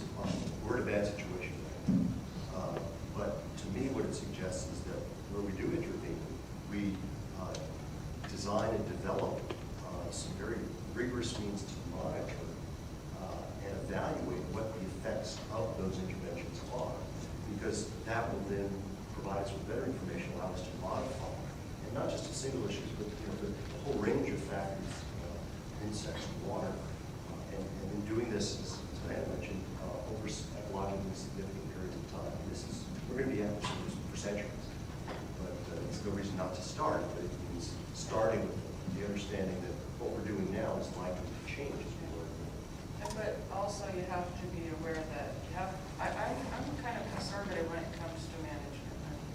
I'm not anti-management, I'm not pro-management. I like it in its place, but I also think we have to be very, very careful and use the best science when we do it. And I don't know if this is an appropriate point, but one of my concerns with the project, I have no problems with pre-commercial thinning and a lot of the other things that need to be done. I do have some real serious concerns with going in and logging pristine old growth, because there's so much information out there now from a whole number of different systems, including several pine systems, that when you log a pristine forest, you can reduce, and throw genetic terms out there, but I'll explain them, allelic diversity by anywhere from 10 to 60%. And that's a huge reduction in the genetic variability that those trees have. That means that when you go in and you have second growth forest, or you leave part of the old growth, but you take out part of it, you have a greatly reduced genetic diversity. So if you have changes in environmental conditions, that forest is much less able to be able to respond to those conditions. And with us faced with global warming, which I very much believe is happening, and I work with bark beetles and we're seeing absolutely devastating effects. We can model the temperature now. Maintaining the highest genetic diversity out there possible may be the only way we can hang on to some of our forests in the long term. And I'm not talking that long term, considering how fast we think some of these changes are going to occur. And given that we don't have that much pristine forest, and we actually have a few chunks out there of this stuff up there that have never been entered, we take a really big risk of losing some of those genetic resources. So I have some problems with that. I also don't think that entering these particular stands is going to reduce bark beetles at all. If you've been out there, you can see this place is a full-blown epidemic. And direct control through sanitation doesn't work in those situations, especially when that 6,000-acre area is surrounded by, I think, am I wrong, 33,000 big acres of infested lands. I mean, is that? I'm not over. That's right on. Okay. It's level. huge. It's 7,000 acres infested. yeah. It's really scary to look at. This is a hell of an epidemic going on out there. These kinds of things, thinning and all that kind of stuff, work beautifully when you go into stands that the beetles are not that active in. When you have spots, when you have low background populations. But when you have high background populations like this, I don't see any effect that we're going to have on reducing beetles. What I see is a reduction in genetic resources that we may need desperately in the future and now. And this is something I wanted to ask of you guys because I couldn't get this out of the EIS. There's also a thing where that mentions planting and regeneration. And I'm always thinking of things from kind of a genetic perspective. So if you have what's called genetic erosion by removing some of your variation, by planting, you could have another negative effect called genetic pollution, where you actually introduce genes that are not typical for that particular site. So I wanted to ask before I had any bad comments about that, whether you were using seed that was collected from that site, or if these are being planted from on-site sources. Excellent, excellent question. Yeah, because that's important. Yeah, it really is. What we've learned over time and what we've learned from some mistakes in the past of using off-site stock is that we really need to look at what kind of genetic base we're putting into our different regions, exactly as you mentioned. What we do in the region, and we don't really look at it in terms of administrative bounds, we look at things in terms of the breeding zone. And we have a geneticist, there's a regional geneticist, region 1 through 4 of the agency, and we have a seed transfer system, and we do utilize, we do reforest and grow stock from locally adapted seed that is appropriate for that site. And it's either taken from the forest at a similar elevation and moved around. And it's all done genetically in terms of we have a long, very complex genetic database. It could be taken from an adjacent forest that's in the same breeding zone. There's been a lot of genetic work in terms of making sure we utilize locally adapted seed, but the right kind of seed on the right type of site. So it really is considered, you know, it has been considered for probably the past 3 decades extensively. Can I give Sandy a chance to respond? If you want to follow up, I appreciate that. I do want to say something, but I don't want to interrupt this discussion. I appreciate that. There's still been a lot of work found, that has found that even just in the next drainage over, you can have significantly different genetic variability in alleles. And different, you know, these breeding zones are kind of scary sometimes, the use of those, because sometimes you have limited stock that's selected from, and I don't know how to get into this, it's a little complicated, but there's so many different things that are selected for a particular site that you aren't necessarily going to pick that up. And when you move these things around, you have, these things are permanent. Once you introduce genetic stock into an area and they grow to the point that they can produce pollen, you can never remove that influence out. So this is just a big concern that I have of planting in general. And so if you have these two things coinciding, that can lead to, it may look better now, it may not burn as, you know, it may be severe now. But in the long term, we may see some real significant damage. If we have a loss of seed on the site and we don't have a good base to pull from, then maybe we're not going to get good natural regeneration in a particular site. Maybe we've lost a lot of that seed source. Maybe we don't have conditions to create a good seed. You know, the option is, what if we do nothing? What if we walk away? We look in terms of, we've had 75, 85% mortality, and overstored due to bark beetles. I mean, is that a pristine old growth forest? Maybe to some people it is. Well, what are the implications of doing nothing? And doing nothing when you do have invasives in England? We have to look at it in those terms. I don't know, I guess I've usually looked at the longer term, and in the past, these epidemics weren't that rare. This one's rather big now, so I'll give it that. But you know, we're always looking at things on our time scale, not necessarily the forests.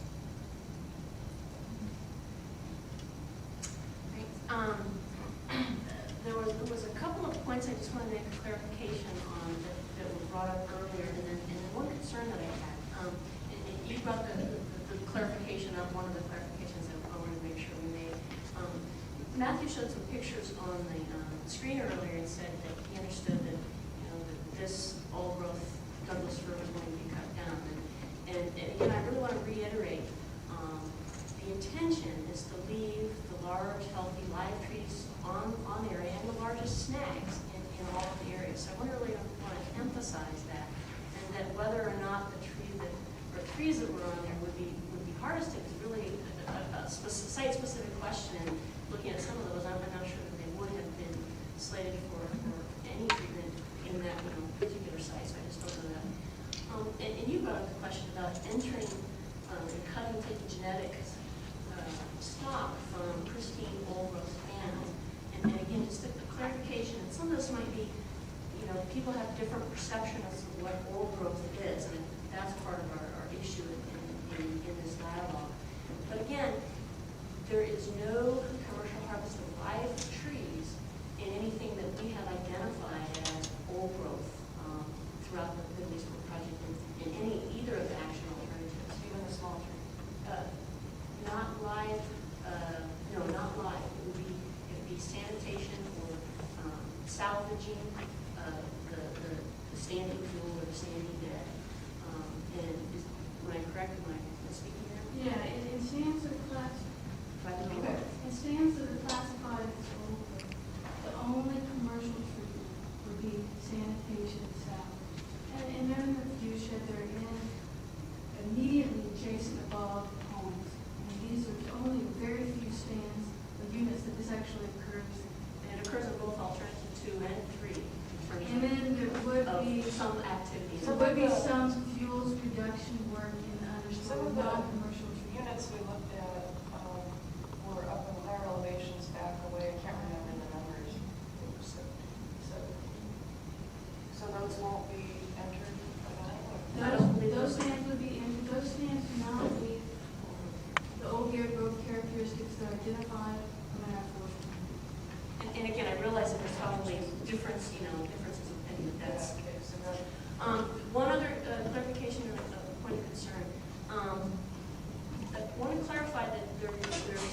I think, are misunderstanding that there is, consensus around treating 400 meters in the community. I have not heard that as a consensus. I have heard concern from fire behavior specialists that that treatment will not reduce the risk of crown fires through the area, will not reduce the fire resistant issues like flame and other things. So again, just a clarification, I don't know that there's consensus around that particular treatment as one thing that would be good. And then the last just question or concern that I had was a comment that there was some suspicion about the modeling, or that we were manipulating the modeling. And boy, that's it's not appropriate for anyone to manipulate models. We need to make it very clear that any analysis is consistent through all three alternatives. Okay. Can I add to that? Matthew, you mentioned that apparently we were assuming that every 30-meter pixel would burn at the same time, and that is an analysis tool. That and Sandy's correct. I mean, every alternative that was the same model was used. Is it a realistic analysis tool? Land map? Can you point to an example of where that has happened in the real world? No, that isn't the intent of that model. That is just used as a way to compare alternatives. If the fire should start in that pixel, what will happen? It's just a tool to But if it doesn't happen in the real world, why use it as a comparison tool in a model? And some people might, whether you want to call that cooking the books or gerrymandering or rigging or any other sort of adjective, why are you using something that apparently doesn't happen in the real world? And everyone here knows that you're not going to get ignitions at the same time every 30 meters with upslope winds. So what difference does it make what you find happens at that point? Well, Matthew, the reason to do it is because you don't know where the ignition is going to occur, and there's such uncertainty about that. Then one way of dealing with that uncertainty is to just make it happen everywhere, see what the pattern results.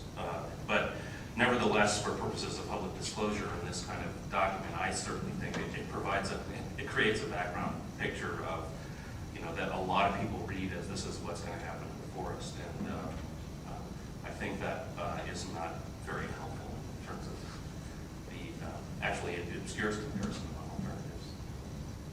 So I think there probably would be a better way to use that kind of modeling to compare alternatives than that. Okay, we've got a queue over here. So lady, and then back over here. This is a question for the Forest Service, just in terms of your process and how you're going to proceed with this. It seems since you started this process, there's been a lot of new information coming forward, a lot of new interest. I know, for example, we received like 10,000 comments, for alternative 3 the other week or so. In the process that you set up the Forest Service uses, do you have the latitude to change your mind about this, given this new information, to get opinions from people all over the country? Right, and we are in the process of analyzing all the comments we received, and no decision has been made. I mean, we have not made a decision. So we've put out a draft EIS and asked for the public's comments, and that's just where we're at right now, is trying to analyze all of those comments that we now received. You say you haven't made a decision, but yet the Bitterroot National Forest, 4 days following the release of the DEIS, while telling the public that they're listening and want to listen and going to analyze everything, the Bitterroot National Forest has been spending taxpayer dollars marking the logging units, marking the proposed helicopter logging pads, marking the temporary roads within the project area. Which alternative have they been doing that for? Alternative 3 or alternative 2? They've been doing it for alternative 2. So again, if you haven't in fact made up your mind, or whether in fact you have and are just going through the motions of this public process, from a PR standpoint, you just got to say, well, maybe it looks bad. Maybe it looks bad to have a DEIS go out while we're paying crews to mark the logging units, the temporary logging roads, the helicopter landing pads, based on our preferred alternative. That seems strange.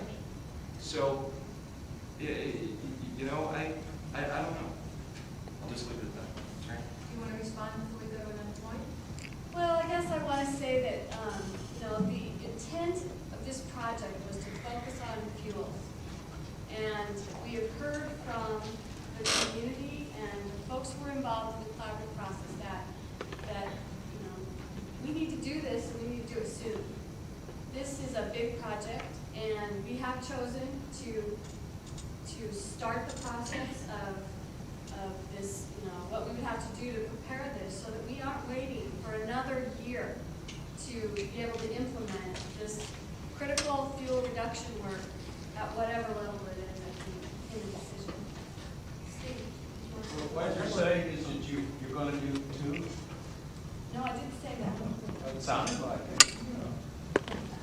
No, I didn't say that. I said that no You're decision marking has these been areas for two so you can get going as fast as you can. That's what you just said. We're hoping that that will shorten the time it would take to implement whatever decision is made. Could you implement alternative 3 with those measures? Yes. And would it be wasted any of the taxpayers' money, as we said, marking these areas for two? Well, I guess. Here, let her respond, and then we'll get back into the line here. Because we didn't consider it a waste. Steve, do you want to answer? I'd like to ask a question of, Ron, if you don't mind, I'd like to put you on the spot and ask you this question. In light of what we're talking about now, the community's real concern over fire and getting something done in the short term without letting another year pass, which I think there seems to be a lot of consensus on. What is your assessment of either alternative's approach to reducing the threat, and say specifically alternative 3's feasibility of providing protection to the community and the structures there? Boy. Can I just let everyone know that this is Dr. Ron Wakamoto, who is our fire ecologist. I happen to be driving with Jack Cohen, in fact, up the east fork of the Bitterroot River, and the Spring Memorial in 2000. And they weren't cutting trees way out in the woods. They were cutting them right there around right around the Spring Memorial. You can see it on the map. I don't know. I have this problem when I look at these. I want to realize when I look at these different units on the map that they're not as uniform as they're portrayed. But what happens is a lot of times they're applied so culturally, they're applied very uniformly. And just like you, since we're doing research, I reviewed a paper for the P&W lab just about a month ago. And it was quite interesting because one of the very few studies they had pre-data before this fire came in, before the biscuit fire burned through these mixed severity pipes. And they had thinning plots in them, you know, where they had reduced the fire to keep the fire out of the ground, treated fuels on the ground. And luckily one of the treatments was a prescribed fire. And one of the treatments was doing nothing, you know, not treating anything. But they were mixed severity pipes, not the ponderosa pine, low elevation, where there's ubiquitous fine fuel, everything's going to catch fire, like this explanation of Lanier, okay, that everything's going to burn. So the fire got to pick and choose. It came over a ridge, burned these plots that were right within hundreds of yards of each other. The fire swept through. And just to give you the information there, of course, the prescribed fire happened to be a fall fire, very good consumption. It was done the very year before, so it was absolutely the best treatment you could have. There was no mortality from the wildfire. The untreated stand, the rough estimate of the mortality was about 50% of the trees that were there. No crown, we're crowning in patches, but not the complete stand, as we might, like I said, when I look at these things and I want to think of it as uniform, they're not. Sites where they were thin, 100% mortality. Because the basic difference was that we took a site that was perhaps pretty appreciated, and this is one of the limitations of the fire model that we could argue, but you know, as I tell my students in fuels, when we thin a stand, we make them hotter, drier, and windier. I mean, of all the things that happen and all the weather that goes on, there's no question to make them hotter, drier, and windier. And where you have ponderosa pine and low elevation, ubiquitous fine fuels, that's just the way it is, because there's so much fine fuel that's going to burn. But when you make a stand of relatively fire susceptible trees, hotter, drier, windier, you get that mortality. And that's what they found. They also, at the same time, they had another site where they had loaded the site with, you know, for down woody debris, coarse woody debris for nutrient cycling. And that was crispy critter. Among those choices, very similar stands, same species composition, same thinning prescription, but they were hotter, drier, windier. That's, you know, the fire burned through their relatively extreme conditions, but not so extreme that it didn't, you know, like I said, it only killed about half the stand that was untreated. So that prescribed. I'm not sure that in the fire behavior modeling, and one of the reasons why I didn't want to be on the panel is I haven't been to the site and haven't had time to analyze this EIS. But in the modeling, oftentimes that's not done. The weather conditions, you know, behave. You make this input of wind speed, temperature, fuel moistures, and that's what you run.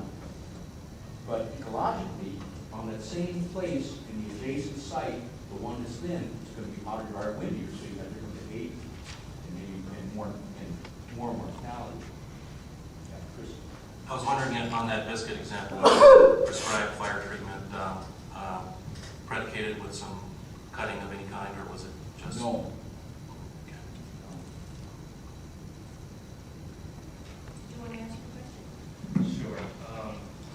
I just got out of a semester-long course in a week on restoration ethics, and I want to present some of the questions brought up to folks here. And first is, how appropriate is it to use past conditions as a guide to set future goals for a forest on a landscape scale? In other words, why use the past 100 or 200 years versus past 2,000 or 10,000 years? In other words, is choosing historical reference more of a scientific decision or more of a values-driven decision? Should we let someone here decide who wants to answer that, or did you want to ask somebody in particular? Anybody who wants to touch that one can answer. I'm happy to wade into that because I work a lot on restoration theory, and there's clearly a vast, a major scientific element to that question, and your frame of reference temporally to any landscape really determines your perspective on what's possible. And I think that it's actually a mistake to take any of single scale of reference and isolate it from the others and make predictions. When your business is to predict what the future of that place is, you need to be pretty much cognizant of the long-term history that sets its potential kinds of behaviors, as well as the short-term history, which determines its vulnerability to various kinds of events that are likely to happen in the near future. So, you know, there isn't any magic number that's going to give you the right answer to that. And it's clearly a scientific question every bit as much as it's a values-laden question. Just a quick follow-up. One person that was presented has suggested that instead of using historic conditions, that you use a multiple average of reference sites in current stands or areas that match up the area you want to restore. So the history would, in essence, follow the place you're looking at. It would include the history. So you look at your site that you want to restore, find an average of reference sites, and that would include your history. Does that seem off base? Yeah, because weather and climate change over time on decades to centuries time scales, they influence the pattern and the incidence of these events, vulnerability to stand replacement fire in particular. So that's... And further, many of the reference sites may have been quite altered by human intervention of some sort. And so they may be ecologically unsound, out of whack, or whatever. And so trying to restore to something that's not very functional. Yeah, even by alteration of the context from adjacent sites influencing, insect pest invasions or previous wildfire spread or something like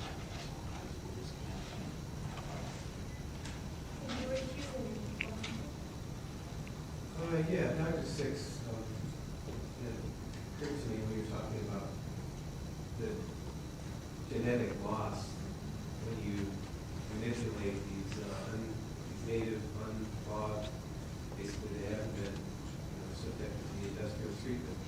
These stands, they're going to lose a lot of genetic variability in these stands. Would that also kind of run counter to the stated objective of the project to restore resiliency? I would think so. I would think so. And it's not as much of a problem when you go in and you log second growth and so forth, because the genetic diversity has already been lowered, and there's not as much of a reduction when you do that. But when you enter a pristine forest, one that hasn't been logged, and that doesn't mean just taking big trees, but any of the stem reductions that might occur in there, that's where you see your biggest initial reduction in genetic variability. And so that lowers the ability of that stand to respond to changes in the environment.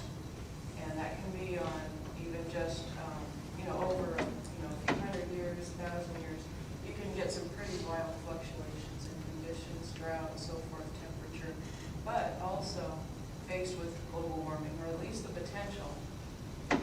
This is perhaps one of those times when we need to hang on to the most. And there's so little of this kind of stands left.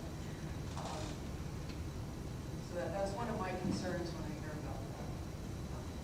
And yeah, I guess some of us do see old growth as different because some of those stands like it. But I didn't have a chance to spend a lot of time around there. Even the loss of seedlings, saplings as a result of the logging activity where they're not targeted for removal could potentially be an issue here. And those kinds of stands. It's not necessarily second growth. It's really a little different. Yeah, just this was earlier about this old growth issue. Just like definition, what is a healthy forest? What is old growth? We could talk about that over beers till next week.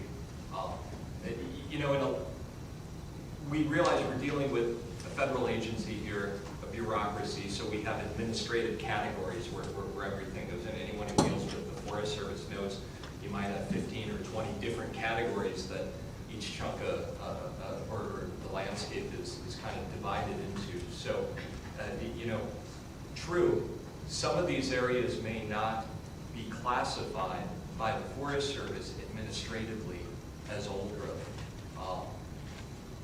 However, right here in their DEIS, they talk about this is the treatment over 1,700 acres. These sites are predominantly mature Doug fir, pea pine, and Doug fir forest. And then one of the other treatment areas, which is sanitation regeneration, 1,400 acres.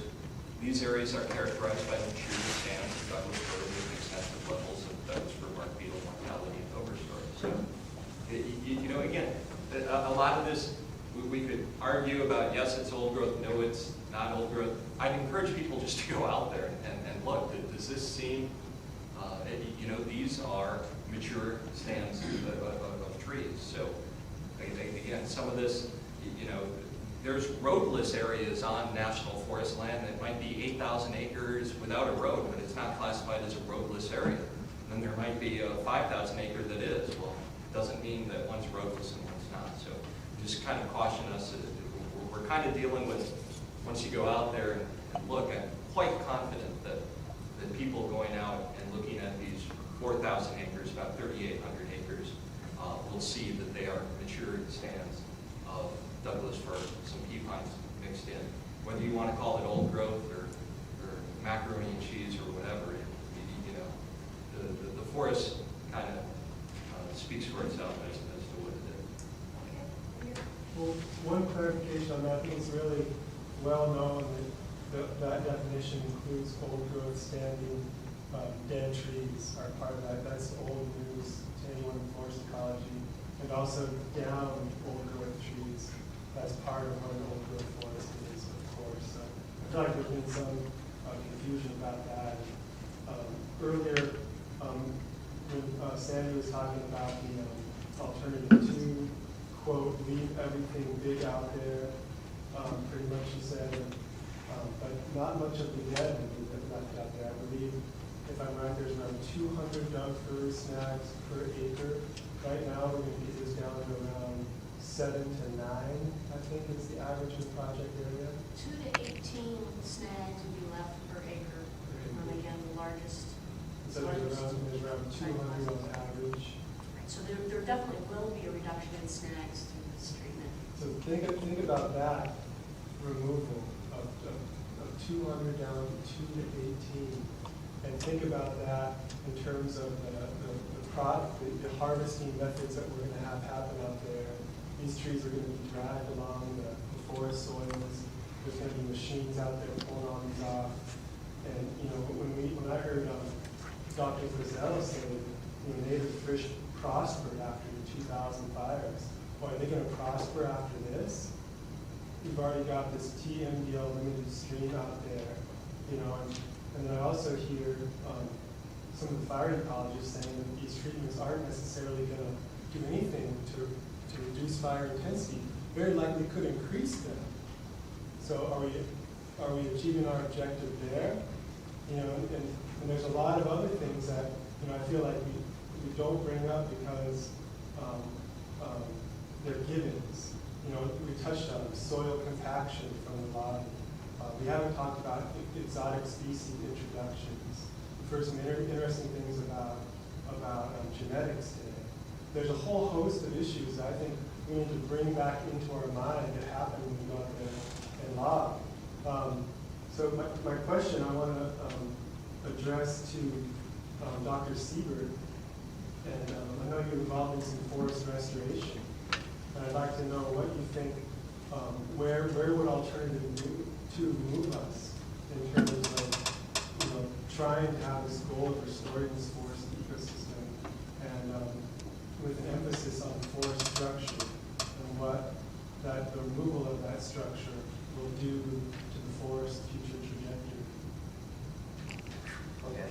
Well, first, the little forest work that I'm involved in, 40 acres, is I'm not even trying to call it restoration. I'm attempting to develop the stand structure and species composition of adjacent unlogged oak-growth fir forest, which happens to be next to us.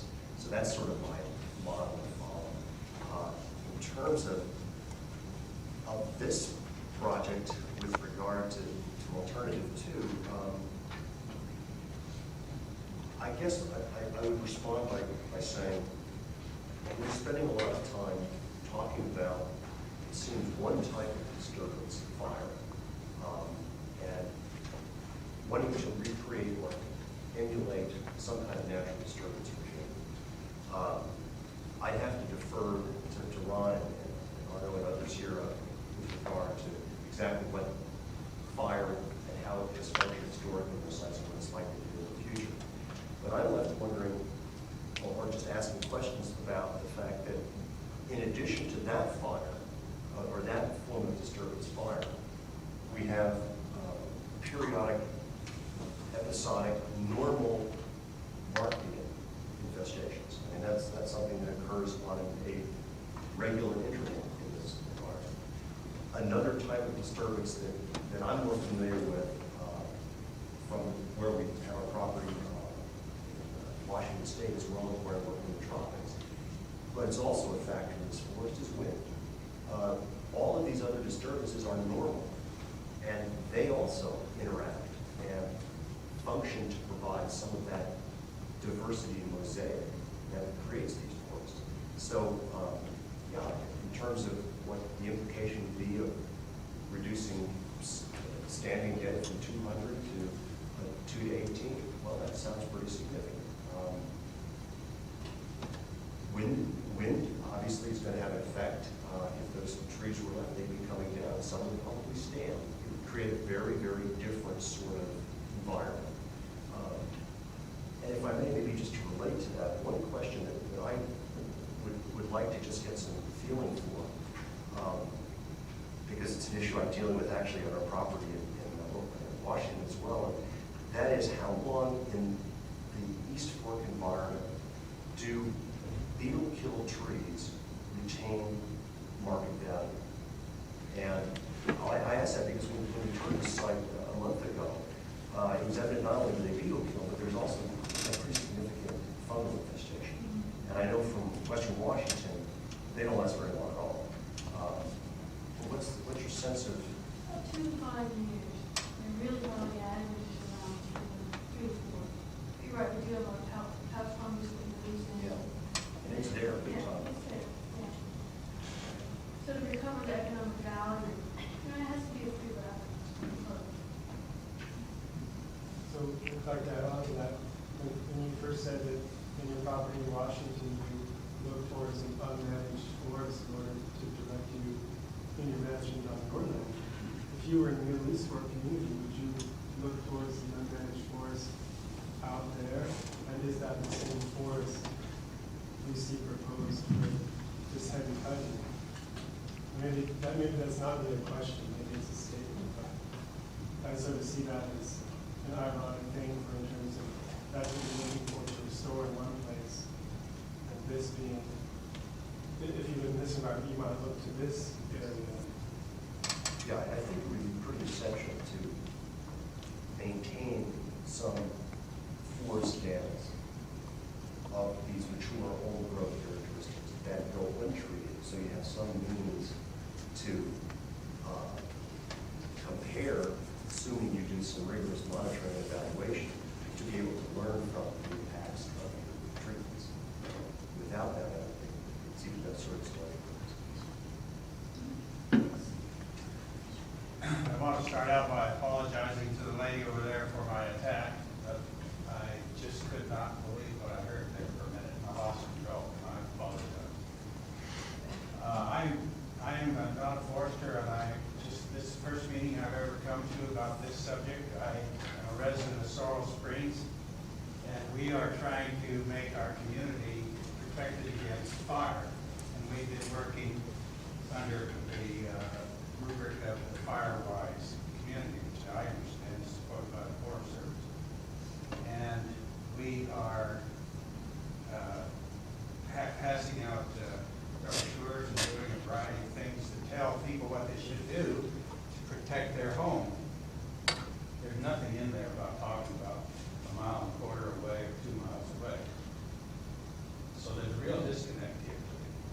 Am I going to have to start campaigning? I'm president of the association. Am I going to have to start campaigning to clear out the forest that's north of us?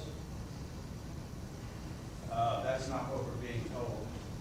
And we're being congratulated all the time on the work that they're doing. The other thing is I'm a fisherman, and I'm really incensed about the Forest Service management of roads, and I want you to know that. And I don't understand why you don't do something about it.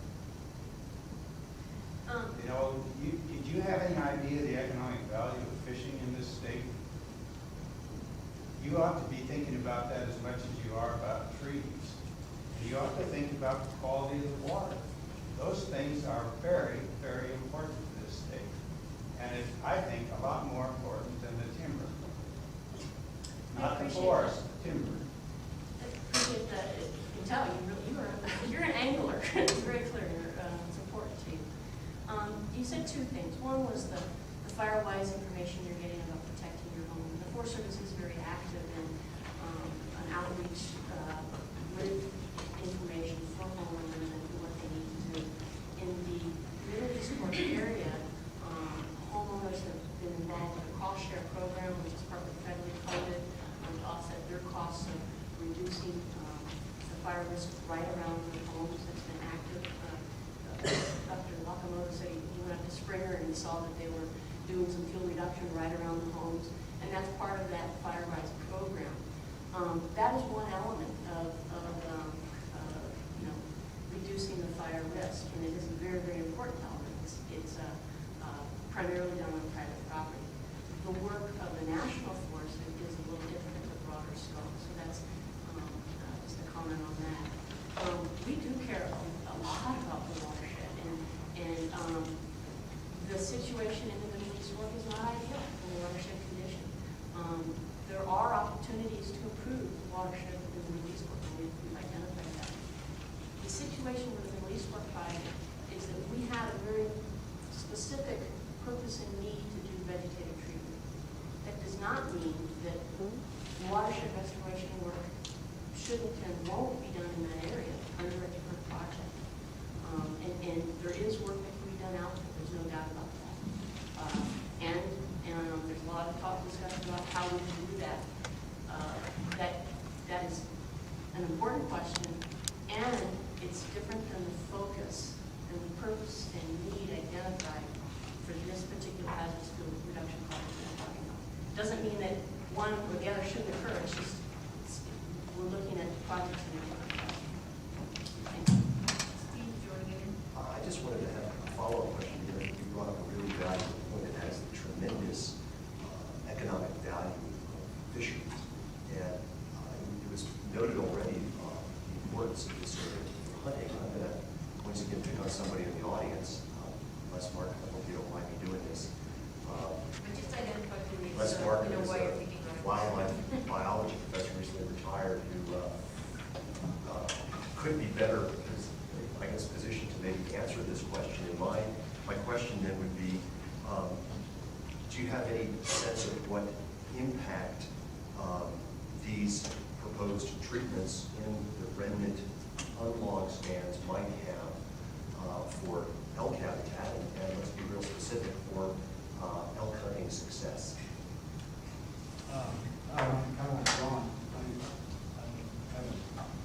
I've spent time in that area, but it's been a long time since I spent time in that area, so I'm not familiar. And also know that there's a lot of variation, within these colored blocks, and I don't know exactly what that is. Well, I guess I was curious whether or not Fish, Wildlife, and Parks can respond to these alternatives, and if so, what their response was. And do they pick a choice, or what was their opinion was? Fish, Wildlife, Parks has been Alex on site visits with us. The elk, you were talking about elk success, the elk numbers in that area currently are over the identified goal objective for elk management in the area. I don't know if we have a specific, I don't remember the letter specifically, but there was no. Their comment was that they Do they support your proposal? I believe that was the comment. I could be wrong, I don't have it in front of me, but There's no objection, I know. Yeah, they either that or they had no comments on the project. But they have been out and looked at it, and like Sammy said, currently elk numbers are 17% over objective in that area. So elk are Not prospering too even long with ago, back. they used to calculate a cover footage ratio. Did you do that for this general opinion? The cover forage ratio, I don't believe that is calculated. The area is winter range. The thermal cover on the south aspect, as you might expect, is lower than on the north aspect areas. There is, and I'm going to try to remember, there is a thermal cover percentage that's in our forest plan that's not currently being met on the south aspects. Again, Fish and Wildlife Service have indicated that they don't see that as a limiting factor for elk, for big game in the area. And I guess one other thing related to forage, just related to the winter range is, again, part of the project is to try to move toward restorations of the grassland. There is an abundance of spotted knapweed in the area that is reducing forage for both big game, bighorn sheep, and elk in the area. Was there another question here? I thought earlier, yes. Can I have a question? I don't think you can cut down a bunch of trees to kill insects. I think they got wings. I agree, 100%. So, and if these bark beetles are the plague rats in the insect community, I would imagine that the trees that develop a variety of defenses. I guess this question was about you, Dr. Said. They probably have a multi-tiered defensive strategy, you know, or propagation, all that other good stuff. So I'd like it if you could comment on that. And as a follow-up question, could you characterize a tree best able to resist a bark beetle? I can attempt that. Trees have a lot of defenses, and a lot of them have developed against diseases or bark beetles and so forth. When you have a really healthy tree, and low beetle populations, you really don't have any problems. That's why most of the time you have what we call endemic populations, very low levels. But if you get a certain combination of environmental conditions or stand conditions, then that's when you get epidemics like you're seeing in peace work. We've had a number of things over the last, decade or more that have led to a lot of these increases. And so we have dense stand conditions in some cases. You've got trees that are too thick because when they're too thick, they don't have enough light, water, moisture, so they're competing. They don't have the energy it takes to produce defenses, and so beetles can get started in those. Sometimes if you have wind throws or fire, especially with Doug fir beetle, this can get some trees that are stressed or their defenses are not what they should be. The beetles get going and take off. A lot of times those are only 2 or 3 years and they poop out, and all they've done is get rid of some Doug fir for us in some areas, thin things out. But we've had a lot of drought. And so that makes it even worse because that knocks the defenses out of the trees as well. And so with a combination of things that have occurred, it's never really one thing. We've got this kind of extended bark beetle epidemic. In some areas like in Alaska, British Columbia, and so forth, we can model temperatures and we can now see a lot of that's climate driven. That we're getting these huge epidemics, not just because of the usuals, but now we have this increased temperature. So yeah, they have defenses, but defenses don't always work. Sometimes they're compromised by certain things. And some of that, is just natural. If you look at lodgepole pine, when it hits a certain age or so, it typically gets nailed, wiped out, then fires come through, open up the cones, and they regenerate. You get natural epidemics of bark beetles. They're very much a natural disturbance as fire and help to maintain some of that mosaic structure. The problem is you can't ever really predict where they're going to go and how bad it's going to get. That's why a lot of people will do thinning and so forth to kind of beetle-proof stands. And that can be pretty effective. But it doesn't work when you already have a full-blown epidemic. Your baseline populations are too high. But in some cases, ahead of prevention, it works pretty good. Well, I think we can have one more question because the gang, especially from Missoula, has a long ride home. So I'm going to let someone who hasn't had a chance to ask, so please, you'll be our final question. I think a little balance is always good. So I'm going to come at it a little different than what you've heard so far tonight. First of all, I'm going to play some cards, and I'm going to say my heart's out to you, Sandy, and to you, Tracy. First of all, coming to this forum, that it's not terribly supportive of what you're trying to do. I consider you to be professionals. I consider the agency to be full of professionals that uses the best available science in designing the project. And I also believe that the easiest thing is to do nothing, because we're concerned about this, or we're concerned about that. We're concerned about a lot of things, and we're concerned about impacts.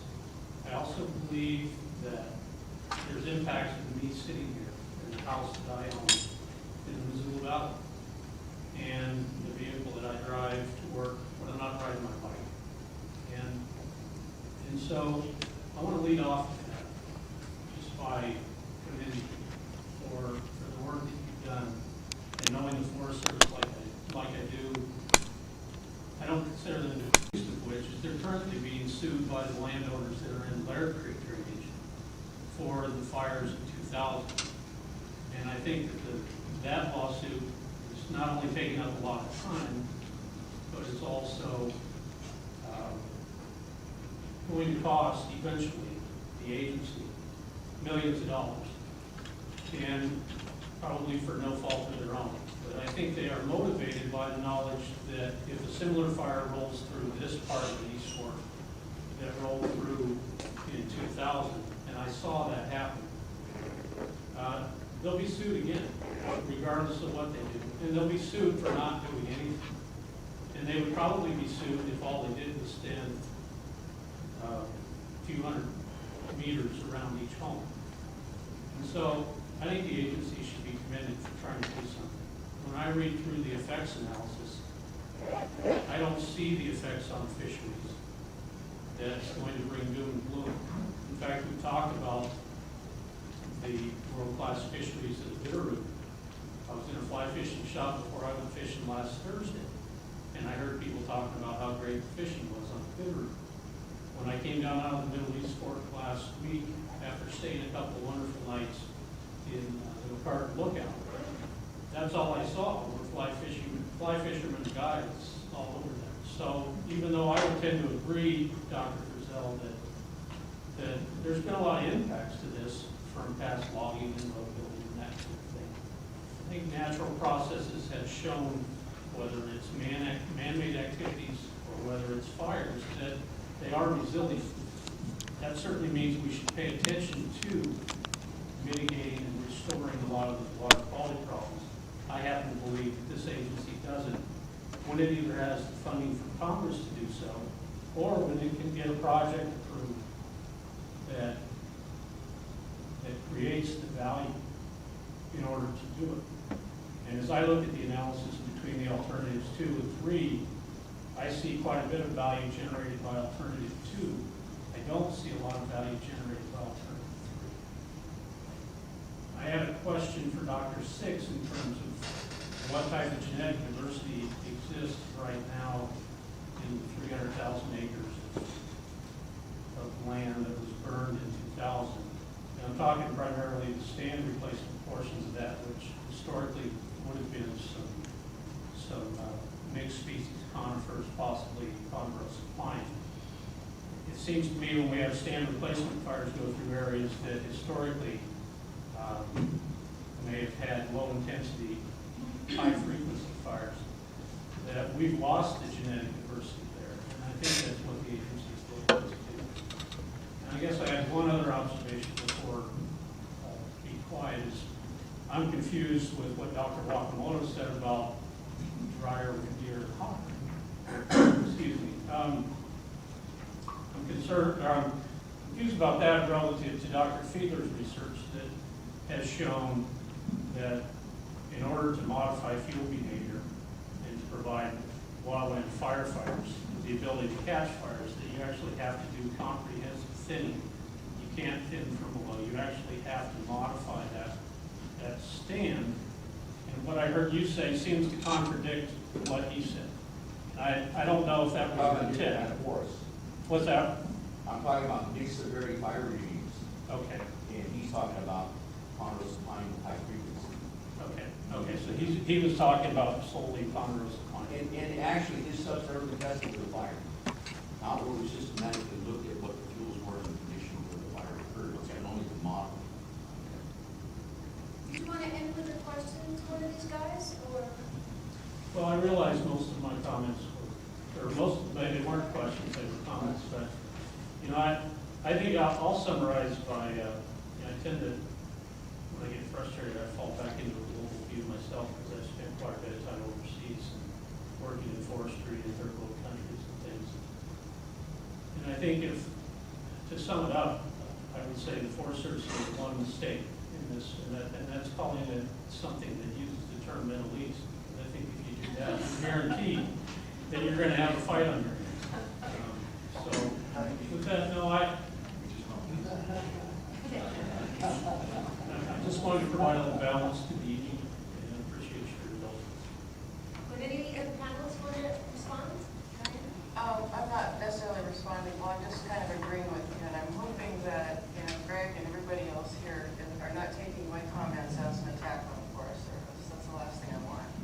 I actually work with a lot of people in the Forest Service, and I can appreciate the great amount of work that went into this. I just think that, you know, there's room for discussion and different viewpoints, and I'm just hoping that my comments are not taken as an attack, because they're not meant to be that way at all. Well, I think that's probably the best way to end, because the purpose, I know from the organizers of the conference, is to try and bring our scientists who really don't have any stake in going one way or the other, but to bring their knowledge to bear on this in really the ideal of the most objective way of using science. So with that, thank everybody for coming, for asking your questions, for having a nice civil discussion, and to all the organizers for providing this opportunity. So with that, everyone, good night and a safe drive back up to Bitterroot. And as Matthew said, let there be peace in the middle of the peace.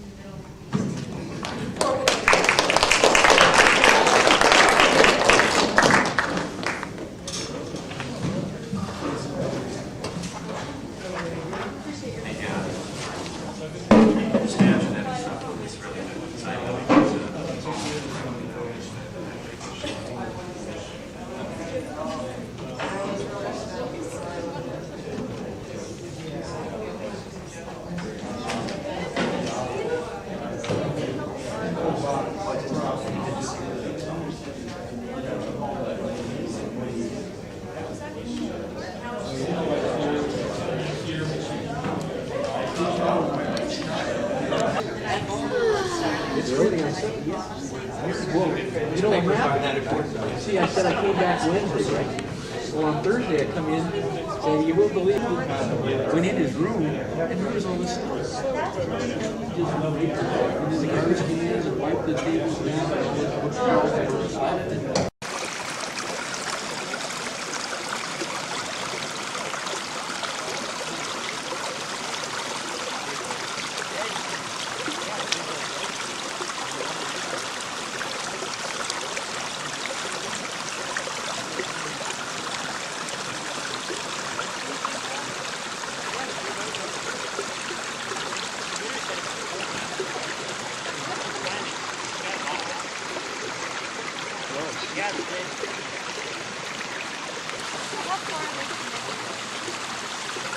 They say August.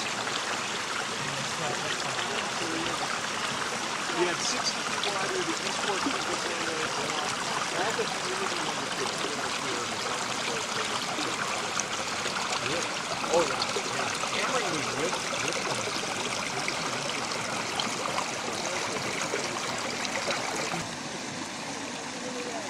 Well, we will warm up as we go all the way back up to the road. Yeah, and they appreciate the legal. I guess we should impose on the judges too for restraining orders or injunctions have to happen much more quickly and have to be